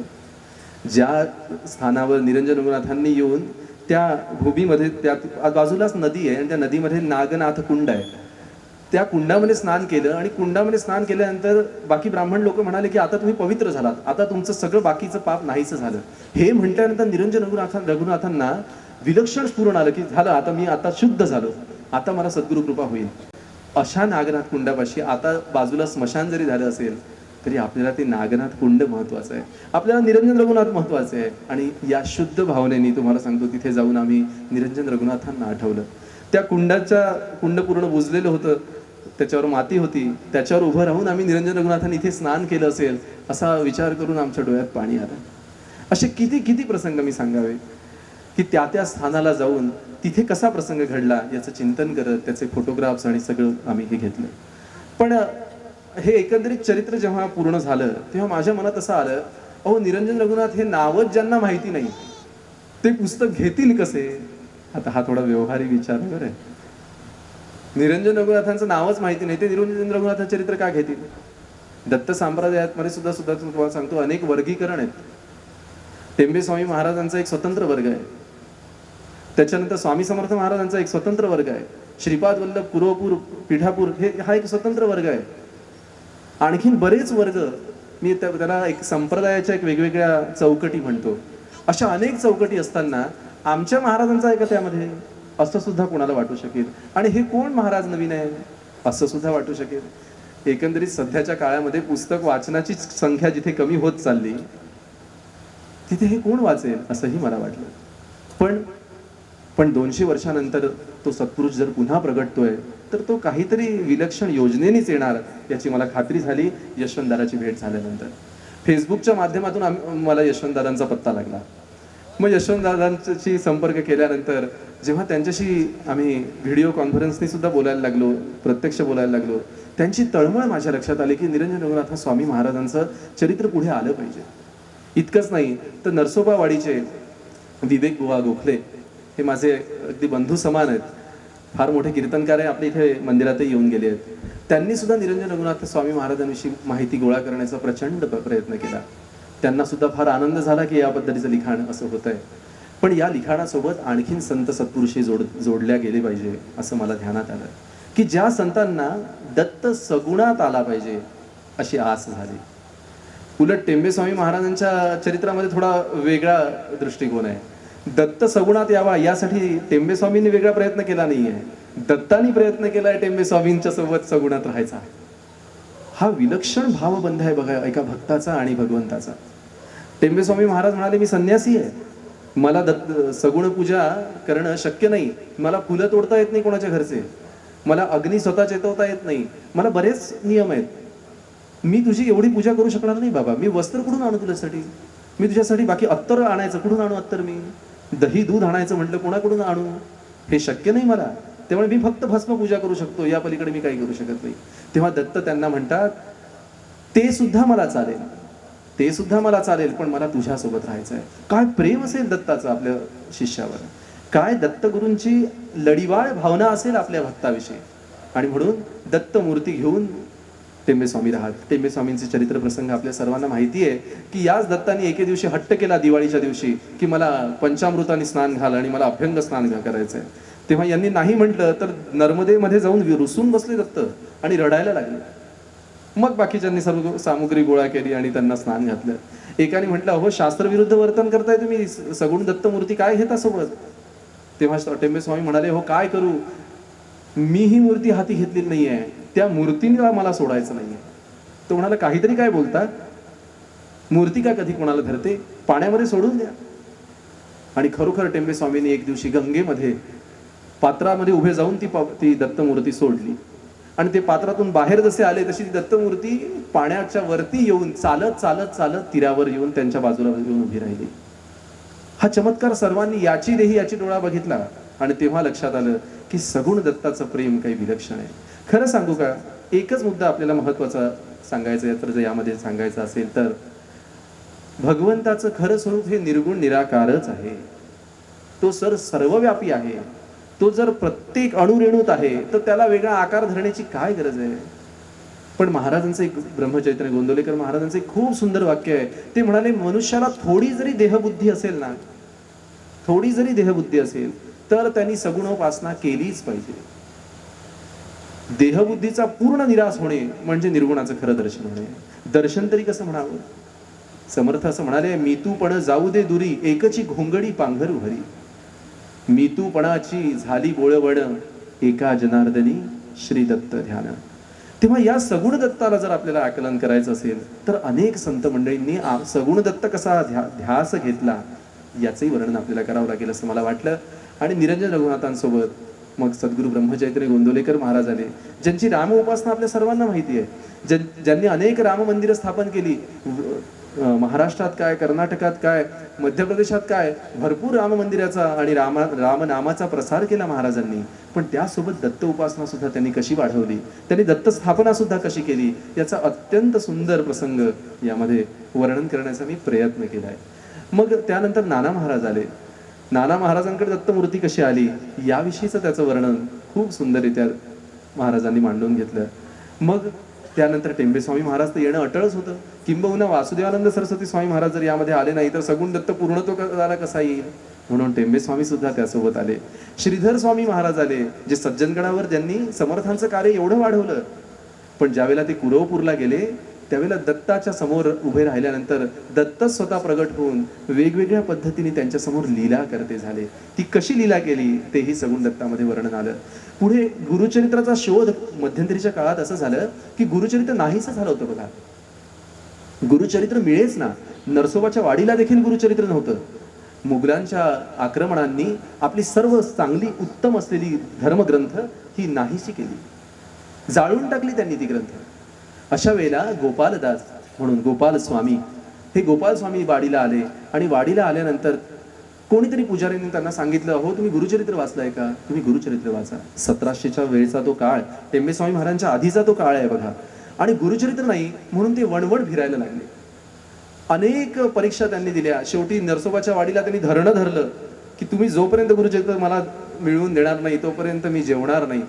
असं प्राणांतिक उपोषण त्यांनी केलं आणि एका विलक्षण पद्धतीने त्यांना गुरुचरित्राची प्रत प्राप्त झाली. अनेक गुरुचरित्राच्या प्रती त्यांनी त्यावेळेला केल्या. आणि मग पुढे टेंबे स्वामी जेव्हा वाडीला आले तेव्हा स्वामींनी त्यांना गुरुचरित्र वाचायची आज्ञा केली. ते गुरुचरित्र मिळवण्यामागे गोपाळ स्वामींचा फार मोठा हात आहे. आज आपल्याला गुरुचरित्र सहज उपलब्ध आहे, पण ते गुरुचरित्र मिळवण्याकरता गोपाळ स्वामींनी काय कष्ट घेतले याचं सगळं वर्णन आपल्याला सगुण दत्तमध्ये पाहायला मिळेल. आणखीन काय बघायला मिळेल सगुण दत्तमध्ये, तर सगुण दत्तमध्ये आपल्या यवतमाळचा बालदत्त आहे. आणि ते त्याचं मला असं वाटतं या सगळ्या गोष्टीचा एक मेरुमणी आहे. या बालदत्तानी मला लिहितं केलं. या बालदत्तानी मला या ग्रंथाला पुढे आणण्याकरता हात धरून सांगितलं की हे करावं लागेल, आणि म्हणून ते झपाट्याने पुढे गेलं बघा. त्यामुळे या बालदत्तचे जे काही प्रसंग आहेत, मंगलमूर्तीचे इथले जे काही प्रसंग आहेत, ते सुद्धा बाल गणेश दत्त मंदिराच्या विषयीचा एक विशेष लेख लिहून आपण त्यामध्ये घेतलेला आहे. एकंदरीत या पुस्तकाचा आवाका खूप मोठा जरी नसला तरी तुम्हाला मी सांगतो या पुस्तकाचं माझ्या मनात अत्यंत प्रेमाचं स्थान आहे. आत्तापर्यंत हे तसं जर पाहायला गेलं तर श्री महाराजांच्या कृपेने हे 11वं पुस्तक आहे की महाराजांच्या चरणी अर्पण होत आहे.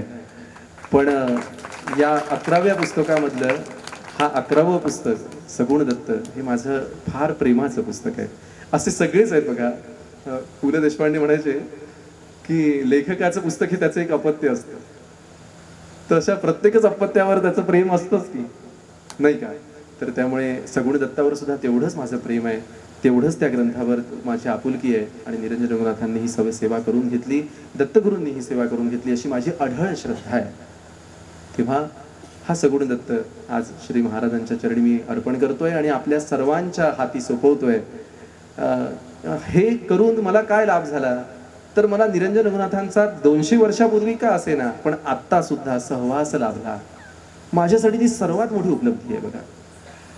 ज्या ज्या वेळेला ज्या संतांच्या प्रेरणेने ते लिखाण सुरू झालं, त्या लिखाणाच्या सोबत त्या संतांचे आशीर्वाद आणि सहवासाचे क्षण मला लाभले. ती माझ्यासाठी कृतार्थतेची जाणीव आहे. खरं तर लेखकाचं मनोगत फार लांबलं हे मला माहिती आहे, आणि आशिष शब्दप्रभू आहे याचा पदोपदी अनुभव आम्ही घेतोच आहे. तो माझा परीक्षकही आहे आणि निरीक्षकही आहे.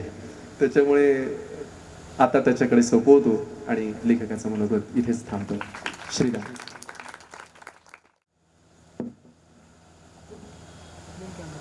मला पण प्रश्न पडला होता की चैतन्याच्या घरी प्रभू रामचंद्राचं अधिष्ठान आहे आणि भगवान दत्तात्रयांचं चरित्र कसं काय हा लिहू शकतो, म्हणून मला पण प्रश्न पडला होता. पण मला उत्तर सापडलं त्याचं, ते तुम्हाला सांगतो की भगवान रामचंद्रांना सुद्धा दत्तप्रभू आवडतात.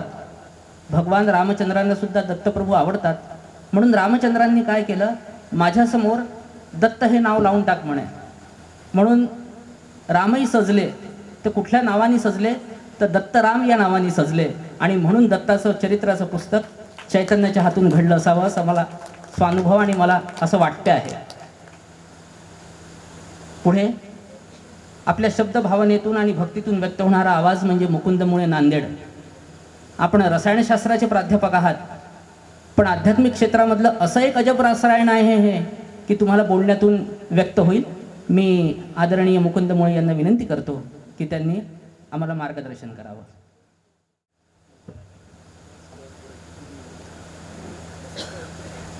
मुखे बोलवी सद्गुरु बुद्धिदाता, अहम भारहा वागवी कोण माथा.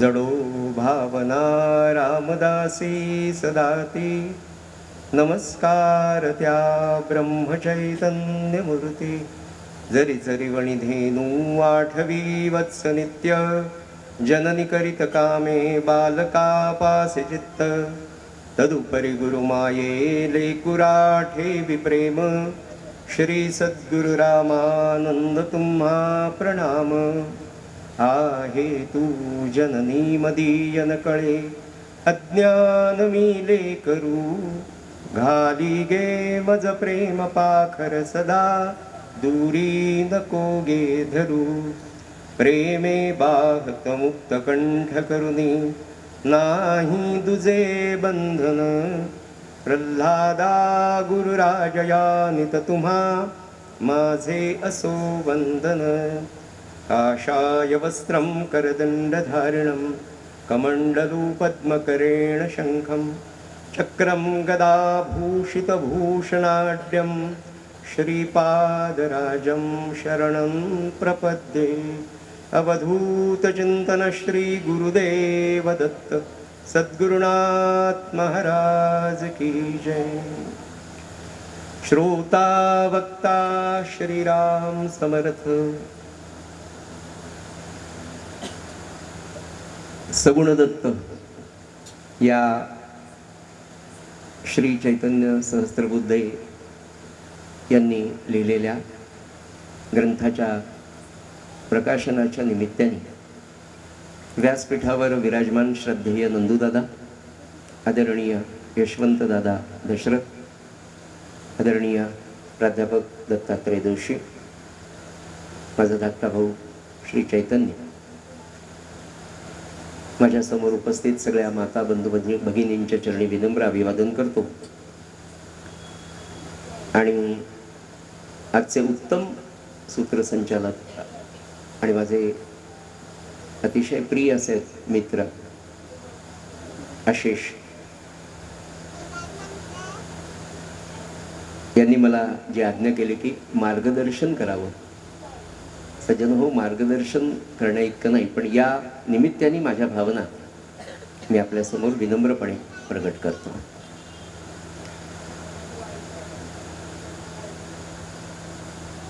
सगुण भक्ती, सगुणोपासना, नाम आणि अन्नदान ही रामदासी संप्रदायाची, चैतन्य संप्रदायाची त्रिसूत्री आहे। या त्रिसूत्रीतली सगुणोपासना ही मानवी जीवनाचं खरं ध्येय साधून देणारी आहे। मनुष्याचा जन्मच खरा म्हणजे कशासाठी झालाय तर भगवंताची प्राप्ती करून घेण्यासाठी झालाय आणि त्या भगवंताच्या प्राप्तीचे जे मार्ग आहेत, भारतीय तत्वज्ञान, वेदांत, उपनिषद आणि शास्त्र, निर्गुणोपासनेकडे जाण्यासाठीचा मार्ग सगुणोपासना सांगितलेला आहे। आणि या सगुणोपासनेकडे जाण्यासाठी चैतन्याने जे अतिशय वेगळं, आगळं वेगळं भक्ती मार्गातलं आजचा जो ग्रंथ लिहून आपल्या समोर ठेवलाय, खरोखर हा आपल्या सगळ्यांवर भक्ती मार्गामध्ये, भागवत धर्मामध्ये चालणाऱ्या सगळ्यांसाठी फार मोठा उपकार आहे असं माझं प्रामाणिक मत आहे। सज्जनो, आपल्यापैकी 90-95% म्हणजे माझ्यापासून मी सांगतो की भगवान दत्तात्रय, श्रीपाद श्रीवल्लभ नरसिंह सरस्वती स्वामी महाराज, स्वामी वासुदेवानंद सरस्वती, नाना महाराज तरणेकर, गुळवणी महाराज, दत्त महाराज कवीश्वर यांच्या व्यतिरिक्त दत्त संप्रदाय, स्वामी समर्थ एवढाच आपल्याला माहित होता। परमश्रद्धेय प्रातस्मरणीय निरंजन रघुनाथ स्वामी नावाचा कोणी महापुरुष या दत्त संप्रदायात होता हे मला तरी निश्चितपणे माहीत नव्हतं, जोपर्यंत चैतन्याचं लिखाण सुरू झालं नव्हतं। आपल्याला आठवत असेल काही वर्षांपूर्वी याच व्यासपीठावरून परमश्रद्धेय सद्गुरुदास महाराजांनी एक गोष्ट सांगितली होती की प्रत्येक भूमीचं, प्रत्येक समाधीचं, प्रत्येक सत्पुरुषाचं एक प्रारब्ध असतं।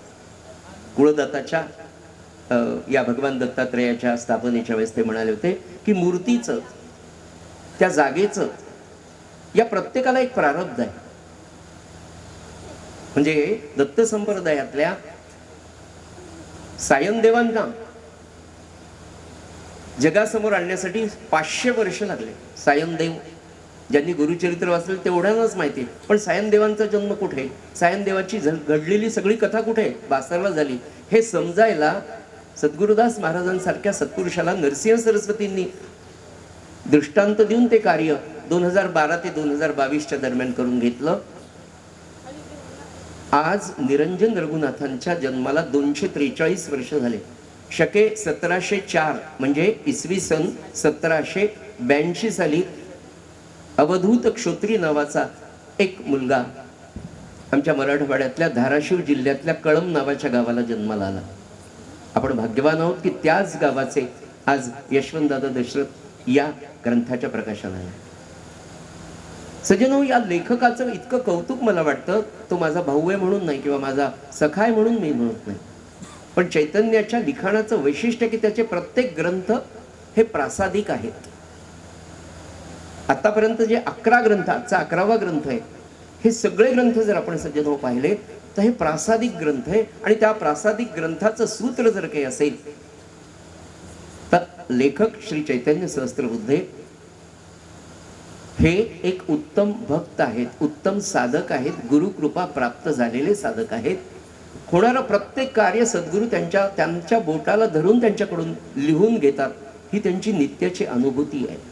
म्हणून हा जो ग्रंथ आहे ना, हा सगुण दत्ताचं सगळ्यात वैशिष्ट्य जर असेल तर हा प्रासादिक ग्रंथ आहे. स्वतः सद्गुरू ब्रह्मचैतन्य महाराजांनी निरंजन स्वामींच्या रूपात येऊन त्यांच्याकडनं हा ग्रंथ लिहून गेला. 243 वर्षापूर्वी एक महात्मा कळंबला जन्माला येतो, कार्य करून जातो. महाराष्ट्र आपण सगळे किती भाग्यवान आहे सज्जन की ज्या महाराष्ट्रामध्ये ज्ञानेश्वर माऊली, संत एकनाथ महाराज, समर्थ निरंजन रघुनाथ स्वामी, किती किती म्हणून मी तुम्हाला सांगतो. पण यदा यदा ही धर्मस्य, जेव्हा भगवंत सांगतात की धर्माला ग्लानी येणारच आहे, हे माहिती आहे. ज्ञानेश्वरांनी ज्ञानेश्वरी लिहून 21व्या वर्षी संजीवन समाधी घेतली. 20-25 वर्षात या महाराष्ट्रातली जनता ज्ञानेश्वराला विसरून गेली. नाथांना जन्म घ्यावा लागला, ती ज्ञानेश्वरी शुद्ध करावी लागली. माऊलींनी सांगितलं स्वप्नामध्ये जाऊन आणि त्या ज्ञानेश्वरीचा शोध घेतला. त्याच्यानंतर तिचं शुद्धीकरण झालं. माऊली म्हणाली, माझ्या कंठाला अजान वृक्षाची मुळं लागलेली, ती मोकळी कर. पैठणहून आळंदीला शोधत शोधत ती समाधी 150-200 वर्षांनी समाधी सापडत नव्हती. कुणाची? ज्यांनी संजीवन समाधी घेतली अशा माऊलींची या महाराष्ट्रातली ही परिस्थिती आहे. म्हणून धर्मस्थापनेचे जे नर ते जाणावे ईश्वरी अवतार, मागे जाहले पुढे होणार देणे ईश्वराचे, ही सनातन वैदिक हिंदू धर्माची पद्धत आहे. आणि आपण भाग्यवान आहोत. चैतन्याचं कौतुक याच्यासाठी वाटतं मला की अखंड तो ध्यास. त्याचबरोबर प्राध्यापक दत्तात्रय जोशींनी ज्या तळमळीने भगवंताची सेवा केली, भगवान गणेश चालत आले, भगवान दत्तात्रय चैतन्याला दृष्टांत देऊन बालदत्त रूपात इथे येतो. सज्जन हो, 21व्या शतकात या घोर कलियुगात, या 5G 6Gच्या वैज्ञानिक क्रांतीच्या युगामध्ये भगवंताचं अस्तित्व अजून काय पाहिजे? याच्यापेक्षा भगवंतांनी आपल्यासाठी, आणि आपण त्याच्यासाठी करतोय काय? सगुण दत्ताचं वैशिष्ट्य असं आहे की भगवंतावर प्रेम कसं करावं. महाराज सांगतात की आपल्याला आज आपली सामान्य तुमच्या माझ्यासारख्या प्रापंचिक माणसाला, ज्याला भगवंताच्या मार्गावर चालायचंय, ज्याला भक्तीचा आस्वाद घ्यायचा आहे, का घ्यायचा? महाराज म्हणतात की आपल्याला भगवंताची नड वाटत नाही, आपल्याला भगवंताची गरज वाटत नाही. आयुष्याची ध्येय पैसा, प्रतिष्ठा, गाड्या घोड्या, आणि आयुष्याच्या अगदी अखेरच्या क्षणी लक्षात येतं की एवढं मिळून सुद्धा मला समाधान प्राप्त झालेलं नाही, कारण त्या भगवंताच्या प्राप्तीशिवाय समाधान मिळणार नाही, हे कळायला लागलेला वेळ आहे. पण निरंजन रघुनाथांचं वैशिष्ट्य आहे, अगदी बालपणापासून भगवान दत्तात्रयाचं प्रेम. काय तळमळ आहे. संसार सुरू झालाय, 4 लेकरं झाले, तरी भगवंतावरचं प्रेम मात्र या संसाराच्या प्रेमापेक्षा, लेकरांवरच्या प्रेमापेक्षा जास्त असावं, असा भक्त, त्याची तळमळ. महाराज म्हणाले ना, तळमळ हा परमार्थाचा प्राण आहे सज्जनो. परमार्थ अध्यात्म म्हणत असताना अगदी सोप्या भाषेमध्ये मी तुम्हाला सांगतो, परमार्थ परमार्थ म्हणजे काय करायचंय, काय मिळवायचंय, अखंड आनंदाच्या स्थितीमध्ये आपण राहावं, हे सकल संतांना वाटत असतं. आणि तो आनंद त्यांना प्राप्त झाला. संतांचं वैशिष्ट्य काय सांगू तुम्हाला सज्जनो, त्यांना जे समाधान प्राप्त झालेलं असतं ना, ते समाधान तुम्हा आम्हाला सहजतेने मिळावं म्हणून ब्रह्मज्ञानी पुरुष आपल्यामध्ये येतो, मिसळतो. खरं म्हणजे इतक्या मोठ्या ब्रह्मज्ञानाच्या अवस्थेतून, त्या ज्ञानाच्या पातळीवरून खाली येणं त्या सत्पुरुषाला फार कठीण असतं हो. पण ते येतात का, की त्यांना माहिती आहे की हा मनुष्य, महाराष्ट्र म्हणाले मनुष्य म्हणून जो जन्माला आलाय ना, त्याचा उद्धार होणारच. केवढं आश्वासन आहे सज्जन. त्या मार्गावर कसं चालायचं हे निरंजन रघुनाथच्या चरित्रातनं कळतं. वयाच्या 27-28व्या वर्षी हा महात्मा प्रतिज्ञा करतो की 12 महिने 7 दिवसात भगवान दत्तात्रेया, तू जर दर्शन दिलं नाही तर 7व्या दिवशी माझं मस्तक तुझ्या चरणावर फोडून हा देह मी सोडून देईल. केवढा निश्चय, आणि त्या निश्चयासाठी त्याच्या दर्शनाची किती ओढ आहे. वयाच्या 29व्या वर्षी, आणि आजचा आणि कालचा दिवस, काल कार्तिक शुद्ध अष्टमी, निरंजन रघुनाथांची जन्मतिथी आहे. 243 वर्ष झाले काल त्यांचा जन्म घेऊन, आणि कार्तिक शुद्ध नवमी आज आहे.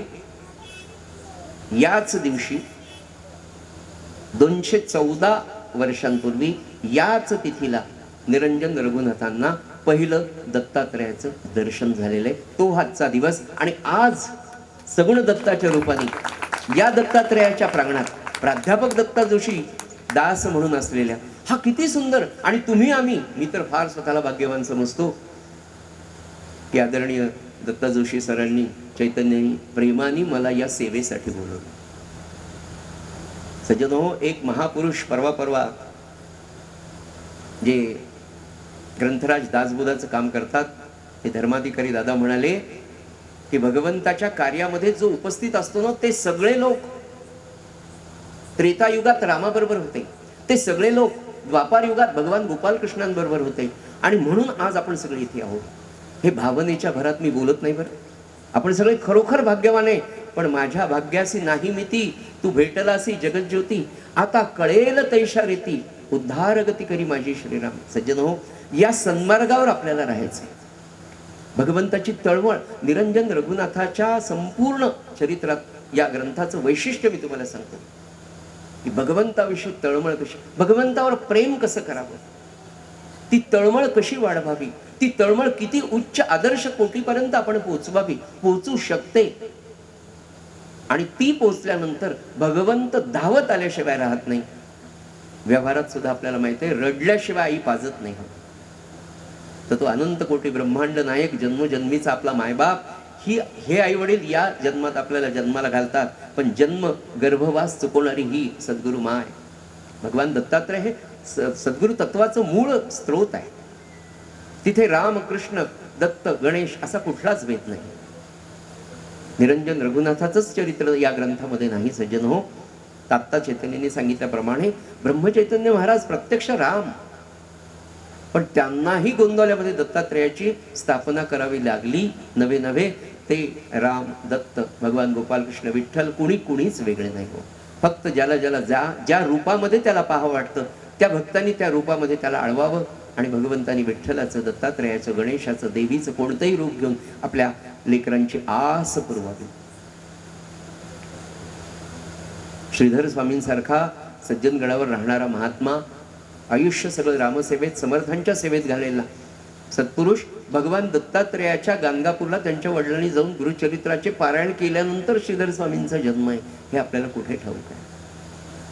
निरंजन स्वामीच्या या ग्रंथाचं वैशिष्ट्य असं आहे, तुम्ही एकदा हातात घेतलं ना, पुढे काय. मी म्हटलं ना, चैतन्याची लेखणी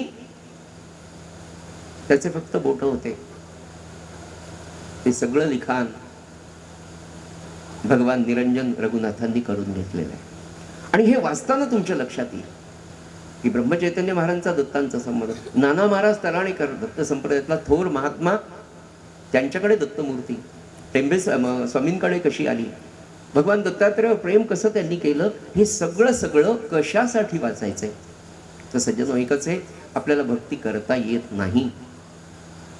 वाचन संस्कृती कमी होत चालली हे निश्चित आहे. पण मला असं वाटतं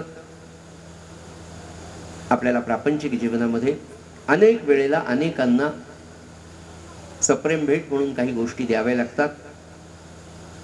अगदीच अलीकडच्या भाषेत सांगतो, आहेर करावे लागतात.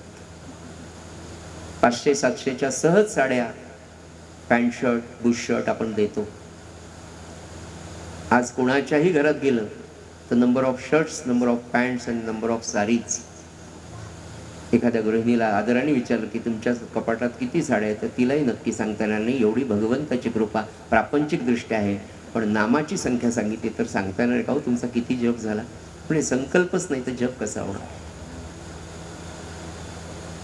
मी अशी आपल्या सगळ्यांच्या चरणी एक विनम्र प्रार्थना करतो. एक धर्मकार्य, एक राष्ट्रकार्य म्हणून आज ग्रंथांच्या प्रती घेऊन जा. आपल्या घरी येणाऱ्या व्यक्तीला वेगळ्या प्रकारची काही सप्रेम भेट देण्यापेक्षा हा ग्रंथ दिला तर निश्चित ते वाचतील. ग्रंथ घरात राहिला, त्या व्यक्तीने नाही वाचला, एखादी व्यक्ती येईल, सगुण दत्त पाहिल, उघडून घेईल, उघडून पाहिल, 4 ओळी तरी वाचेल. आणि मला खात्री आहे त्यांनी हातात ग्रंथ घेतल्यानंतर तो ग्रंथ पूर्ण केल्याशिवाय तो राहणार नाही. इतकी रसाळ लेखणी चैतन्याची आहे. या सगळ्या एकूण ग्रंथाच्या प्रवासामध्ये निरंजन स्वामींची तळमळ, सज्जन हो, तळमळच परमार्थाचा प्राण आहे. महाराज म्हणतात किंवा सकल संतांचं सांगणं हेच आहे की मानवी जीवनाचं खरं ध्येय जर काही असेल तर भगवंताची प्राप्ती. आणि भगवंत म्हणजे काय? निर्गुणाकडे जाण्यासाठी सगुणोपासनेशिवाय पर्याय नाही.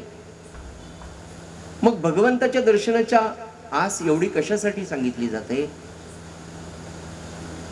पूज्य श्री प्रल्हाद महाराजांना एकाने विचारलं, अनुग्रह घ्यायच्या आधी, तरुण मुलगा होता, 18-19 वर्षाचा. पूज्य श्री महाराज देहामध्ये होते, अनुग्रह सुरू होते खेरड्यामध्ये. 18-19 वर्षाचा हा मुलगा, त्याची आजी म्हणले, अरे महाराजांचा अनुग्रह घे. मुलगा पॉलिटेक्निक फायनलला होता. 50 वर्षापूर्वीची गोष्ट सांगतो, 50-60 वर्षांपूर्वीची. तो म्हणला, आजी तू अनुग्रह घेतला ना? हो. तू मग मला का म्हणते? अरे अनुग्रह घेतला म्हणजे रामाचं दर्शन होतं. तुला झालं का? ती म्हणे नाही. मग तुला झालं नाही तर मला कसं होईल म्हणाले. अरे म्हणाले, महाराजांनी सांगितलेला जप माझ्याकडून तितका होत नाही, पण 13 कोटी जप झाल्यानंतर रामाचं दर्शन होतं. मुलगा बुद्धिमान, आजी थोडीशी मागल्या काळातली होती. महाराजांना जाऊन विचारू का? विचार म्हणाले. महाराज अनुग्रह देत होते. एकाचा अनुग्रह संपला आणि हा तिथे जाऊन उभा राहिला. महाराजांच्या लक्षात आलं. महाराजांनी असं पाहिलं, काय प्रश्न आहे म्हणाले. महाराज 13 कोटी जप झाल्याने मला दर्शन होईल का? नाही, अनुग्रह घेतल्याने मला दर्शन होईल का? महाराज म्हणाले, अनुग्रह घेतल्यावर 13 कोटी जप झाल्यानंतर रामाचं दर्शन काय म्हणाले? तू राम होशील. सद्गुरू प्रल्हाद महाराज म्हणाले, अरे दर्शन काय करतो? दर्शन किती वेळ देईल म्हणले राम? आला, बरं या बसा, तुम्ही जीव घालशील, अर्धा तास, 1 तास, 2 तास, तुझ्यावर फार प्रेम म्हणून मुक्कामाला राहील. पण दुसऱ्या दिवशी तर त्या रामाला जावं लागेल ना म्हणाले. हो म्हणाले. सज्जन हो, भगवंताचं दर्शन म्हणजे शाश्वत समाधानाची खोड आहे. आणि शाश्वत समाधान म्हणजे काय? की जे एकदा प्राप्त झाल्यावर दुसरं काहीच मिळवण्याची इच्छा न राहणं, याला भारतीय तत्वज्ञान शाश्वत समाधान, आणि त्यालाच ईश्वराचं दर्शन, त्यालाच भगवंताचं दर्शन. आणि मला असं वाटतं तेच खरं निर्गुणाचं स्वरूप आहे. पण ते प्राप्त होण्यासाठी आपण ज्या प्रपंचात राहतो ते सगुणाचा खेळ. म्हणून त्या रामाला, त्या सद्गुरुनाथाला सकाळी उठल्यापासून तर रात्री झोपेपर्यंत अखंड त्याच्या स्मरणात राहायचं. बाळ जन्माला आल्यानंतर आई किती सकाळपासून नाही, रात्री झोपेत सुद्धा अखंड अनुसंधान त्या बाळाचं तिला असतं की नाही. तसं अखंड अनुसंधान आपल्याला आपल्या सद्गुरूचं, आपल्या भगवंताचं राहावं. आणि ते कसं राहावं हे निरंजन रघुनाथाच्या चरित्रात इतकं सविस्तर, इतकं सोपं, इतकं गोड आणि इतकं रसाळ चैतन्याने सांगितलंय सज्जनो. म्हणून प्रकाशकाच्या वतीने, लेखकाच्या वतीने, माझ्या वतीने मी आपल्या सगळ्यांनाही प्रार्थना करेल की जाताना कमीत कमी 5 ग्रंथ आपण घेऊन जा. एक स्वतःसाठी, 4 धर्म कार्यासाठी. याच्या पुढे sari, blouse piece, pant shirt नका देऊ. समाधानाचा मार्ग सज्जनो हाच आहे आणि भगवंताची प्राप्ती ही खऱ्या अर्थाने याच पद्धतीने होऊ शकते. आदरणीय दत्तात्रय जोशी सरांनी या कार्यक्रमाला आम्हाला बोलवून या आनंदामध्ये सहभागी केलं, ही सेवा दिली. झालेली सेवा भगवंताच्या चरणी अर्पण करतो आणि माझ्या वारीला विराम देतो. श्रीराम समर्थ. व्यवसायानं प्राध्यापक आहेत, पण नात्यानं माझे दादा आहेत. शेवटी इतकंच बोलतो फक्त की आपला सहवास आणि प्रोत्साहन आमच्यासाठी सर्वात मोठा पुरस्कार आहे, बस. आणि 11वा ग्रंथ आज चैतन्याचा आहे. सहज बसता बसता मला एक आठवलं म्हणून सांगतो की 11 बहु 11 काय 11 कळेचिना, गुप्त ते गुप्त जाणावे आनंद वन भुवनी. आज हे आनंद भुवन इथे साकार झालेलं आहे या ग्रंथाच्या निमित्तानं. या व्यासपीठावरची सर्व मंडळी हिमालयाची उंचीची आहेत, ही मला कल्पना आहे आणि मला माहीत पण आहे. पण हिमालयाची उंची जरी असली तरी पण त्याचं प्रदक्षिणा करता येत नाही. प्रदक्षिणा करता येते ती फक्त गोवर्धनाचीच. म्हणून गोवर्धनांची पूजा करतो, शब्दांची पूजा करतो आणि मी प्रदक्षिणा घालतो आणि त्यांच्या चरणी श्रीचरणी नतमस्तक होतो. बस एवढंच बोलतो. आणि समारोपाकडे जायचं आहे, आभाराकडे जायचं आहे. पण त्या अगोदर एक सूचना आहे, ती माननीय दशरथ दादांना एक विशेष सत्कार चैतन्य सहस्त्रबुद्धीचा करायचा आहे. मी दादांना विनंती करतो की त्यांनी चैतन्याचा सत्कार करावा. जिल्हा धाराशिव येथील अनिल कुलकर्णी यांच्या हस्ते आणि दादांच्या हस्ते चैतन्य सहस्त्रबुद्धे यांचा विशेष सत्कार.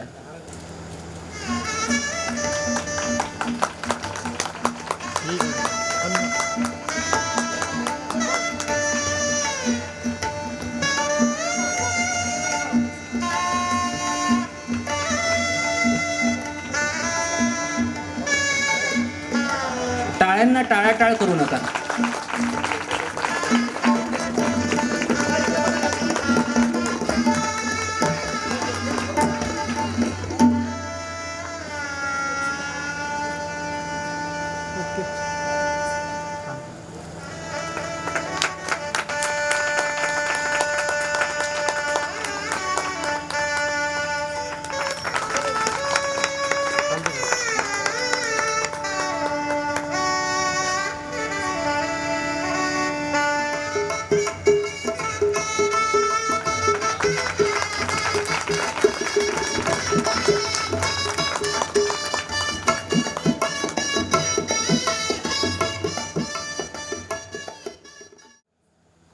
तो समोर चाललाय पण ती मागेच आहे. तिला विनंती करतो सौभाग्यवतीला की तिने पण या व्यासपीठावर यावं, कारण की तो समोर चालला आहे पण ती मागे असल्यामुळे. म्हणून सौभाग्यवती सायली आपण समोर यावं. आणि एकनाथांची गिरिजाबाई आहे बरं, आणि चैतन्याची सावली आहे.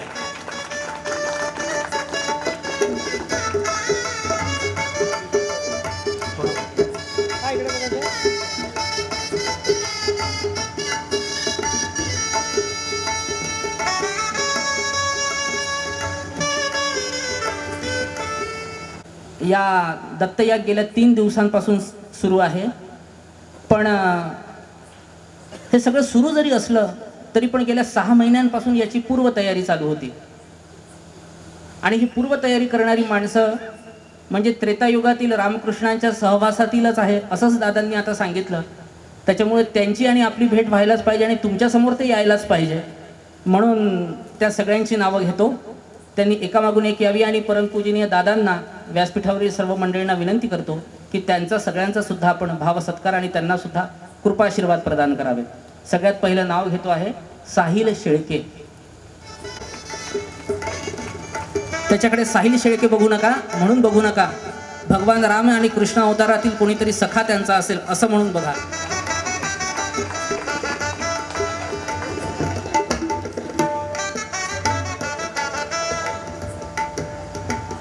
एक सुंदर फुलाचं झाड, शाल आणि मोमेंटो.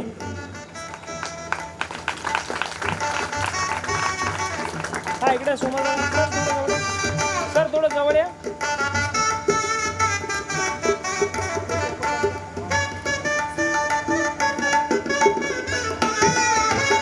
नंतर आमंत्रित करतो राहुल माळवे यांना. हा शिवाजी महाराजांचा मावळा होता.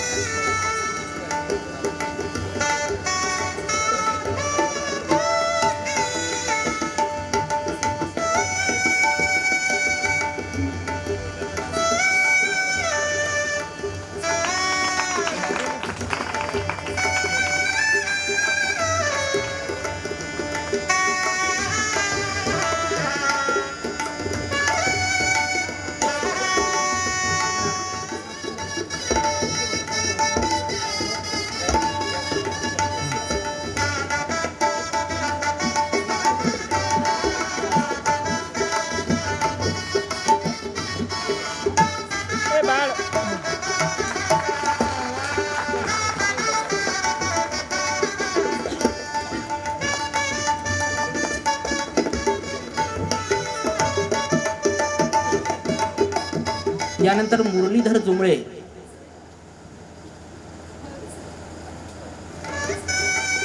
प्राध्यापक दत्तात्रय जोशी सरांचे हे मित्र आहेत. यांना कृष्ण म्हणा नाही तर यांना अर्जुन म्हणा, यांना अर्जुन म्हणा नाही तर यांना कृष्ण म्हणा, काय वाटतंय ते तुम्ही म्हणा. पण अमरावतीला राहतात आणि अमरावती म्हणजे इंद्रनगरी आहे, तर इंद्रनगरीतून आलेले आहेत हे. आणि नावच मुरलीधर आहे, मुरली हातात घेतलेली आहे, मुरलीधर.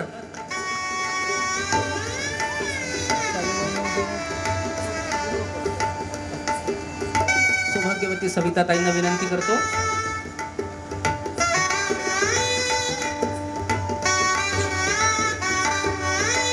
थोडं लवकर या.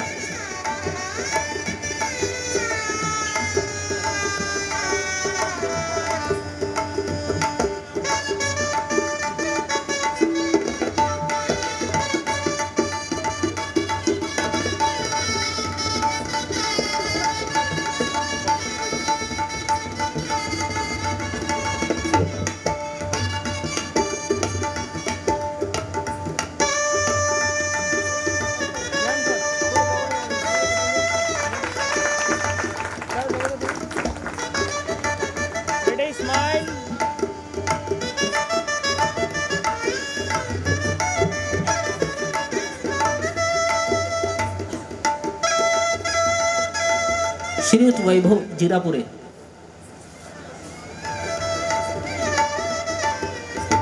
कार्यक्रम का बरं वैभव संपन्न होऊ शकतात तर वैभव जिरापुरेमुळे. आम्ही वैभवाला पण सुद्धा पकडून आहोत.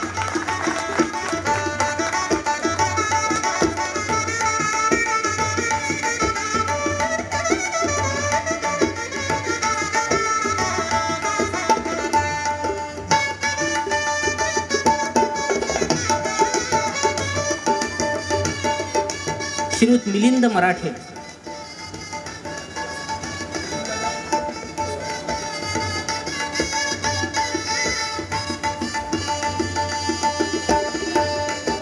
भगवान कृष्ण यावेळी जन्माला आले आणि त्यांचं आडनाव मराठे आहे आणि मिलिंद नाव त्यांनी सहज ठेवलेलं आहे.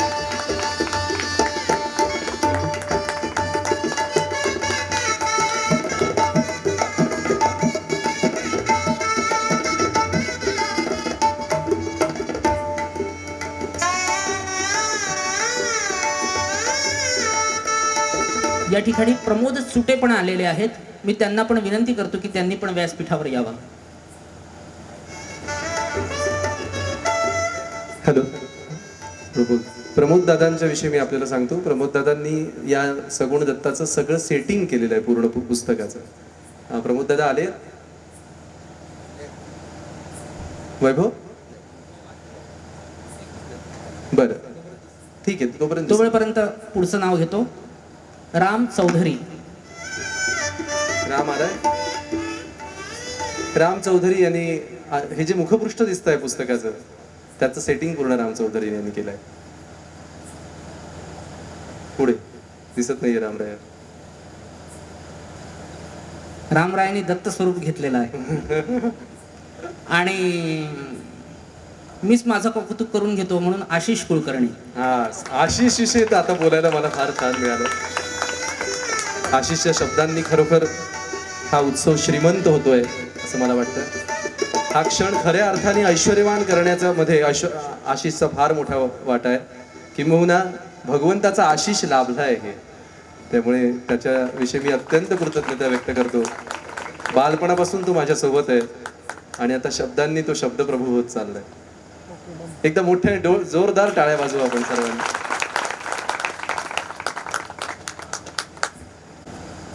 अजून आलेत का प्रमोद दादा? नाही. ओके. आता जे आहे ते खरोखर आध्यात्मिकच आहे, कारण आतापर्यंत झालेले सर्व उत्सवामध्ये परागच्या कलेचा स्पर्श आहे.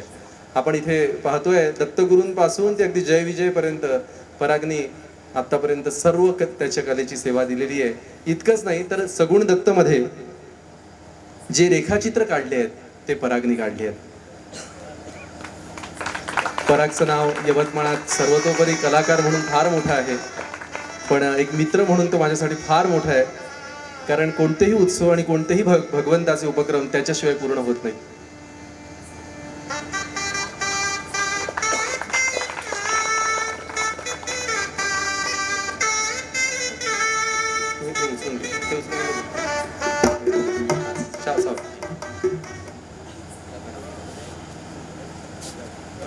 विशेष सत्कार झाले त्यांचं अभिनंदन करतो आणि मान्यवरांना विनंती करते की आपण स्थानापन्न व्हावा तिथेच.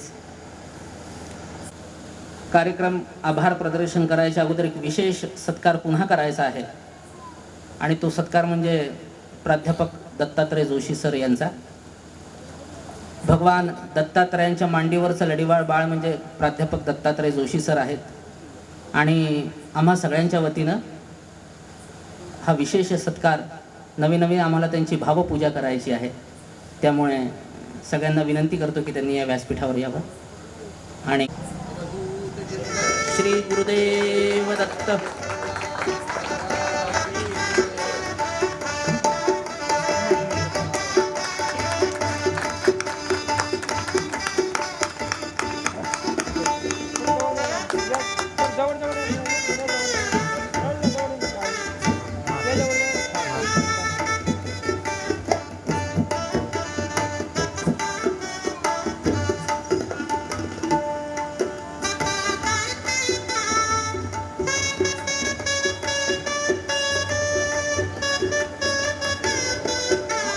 त्या ग्रंथाच्या प्रेमात पडाल एवढंच सांगतो.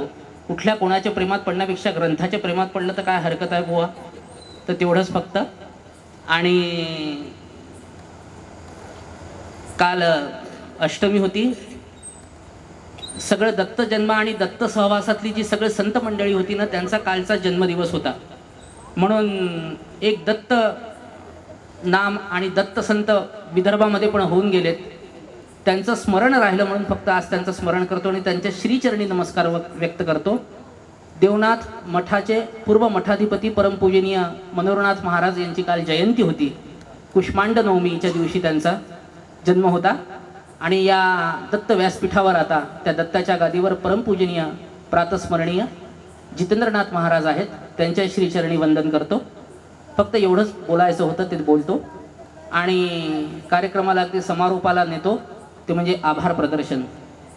आणि प्रास्ताविक सारखंच आभार प्रदर्शनाची जबाबदारी पण माझ्याचकडे दिली. प्रकाशनाचा सोहळा हा संपतो आहे पण भक्तीचा प्रवास आता सुरू झाला आहे. प्रकाशनाचा सोहळा हा संपतो आहे पण भक्तीचा प्रवास आता सुरू झाला आहे. ग्रंथ झाला साकार, ग्रंथ झाला साकार संत स्मृतीचा दरबार. ग्रंथ झाला साकार संत स्मृतीचा दरबार. दत्त कृपेने उजळली आज भक्तीची झंकार. या सोहळ्याच्या क्षणांनी जीवन स्पर्शिलं, या सोहळ्याच्या क्षणांनी जीवन स्पर्शिलं आणि सगुण दत्त नावानं आज भक्तिमार्ग उजळलं.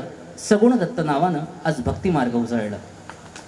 रसिक हो, भक्तजन हो आणि श्रोते हो, आपण या सोहळ्याला शुभाशीर्वाद दिलेत आपलेही आभार, कृतज्ञता व्यक्त करतो. या कार्यक्रमासाठी ज्या सर्वांनी प्रत्यक्ष आणि अप्रत्यक्षरित्या राहून मदत केली त्या सर्वांच्याही ऋणात राहतो, धन्यवाद देतो. आणि शब्दांचे हे सोहळे भक्तीचा हा प्रसाद सगुण दत्त चरित्रातून मिळाला. आनंद अपार, आनंद अपार, आनंद अपार. आता या प्रसंगाला देऊया स्नेहाचा निरोप. पण संत विचारणार आहोत चिरस्थायी आपल्या हृदयात, आपल्या हृदयात, आपल्या हृदयात. आणि इथेच थांबतो. बोलताना माझ्याकडून काही जर चूक झाली असेल तर ती माझी चूक, पण एखादा शब्द, एखादं वाक्य जरी आवडलं असेल तर ती त्या भगवान दत्तात्रयाची कृपा. बस माझे शेवटचे शब्द, मी तो अधमाधम मुरदाड ऐसा पापयोनी मूढ दगडावणी असे दगड, एवढंच सांगतो आणि थांबतो. जय जय रघुवीर समर्थ.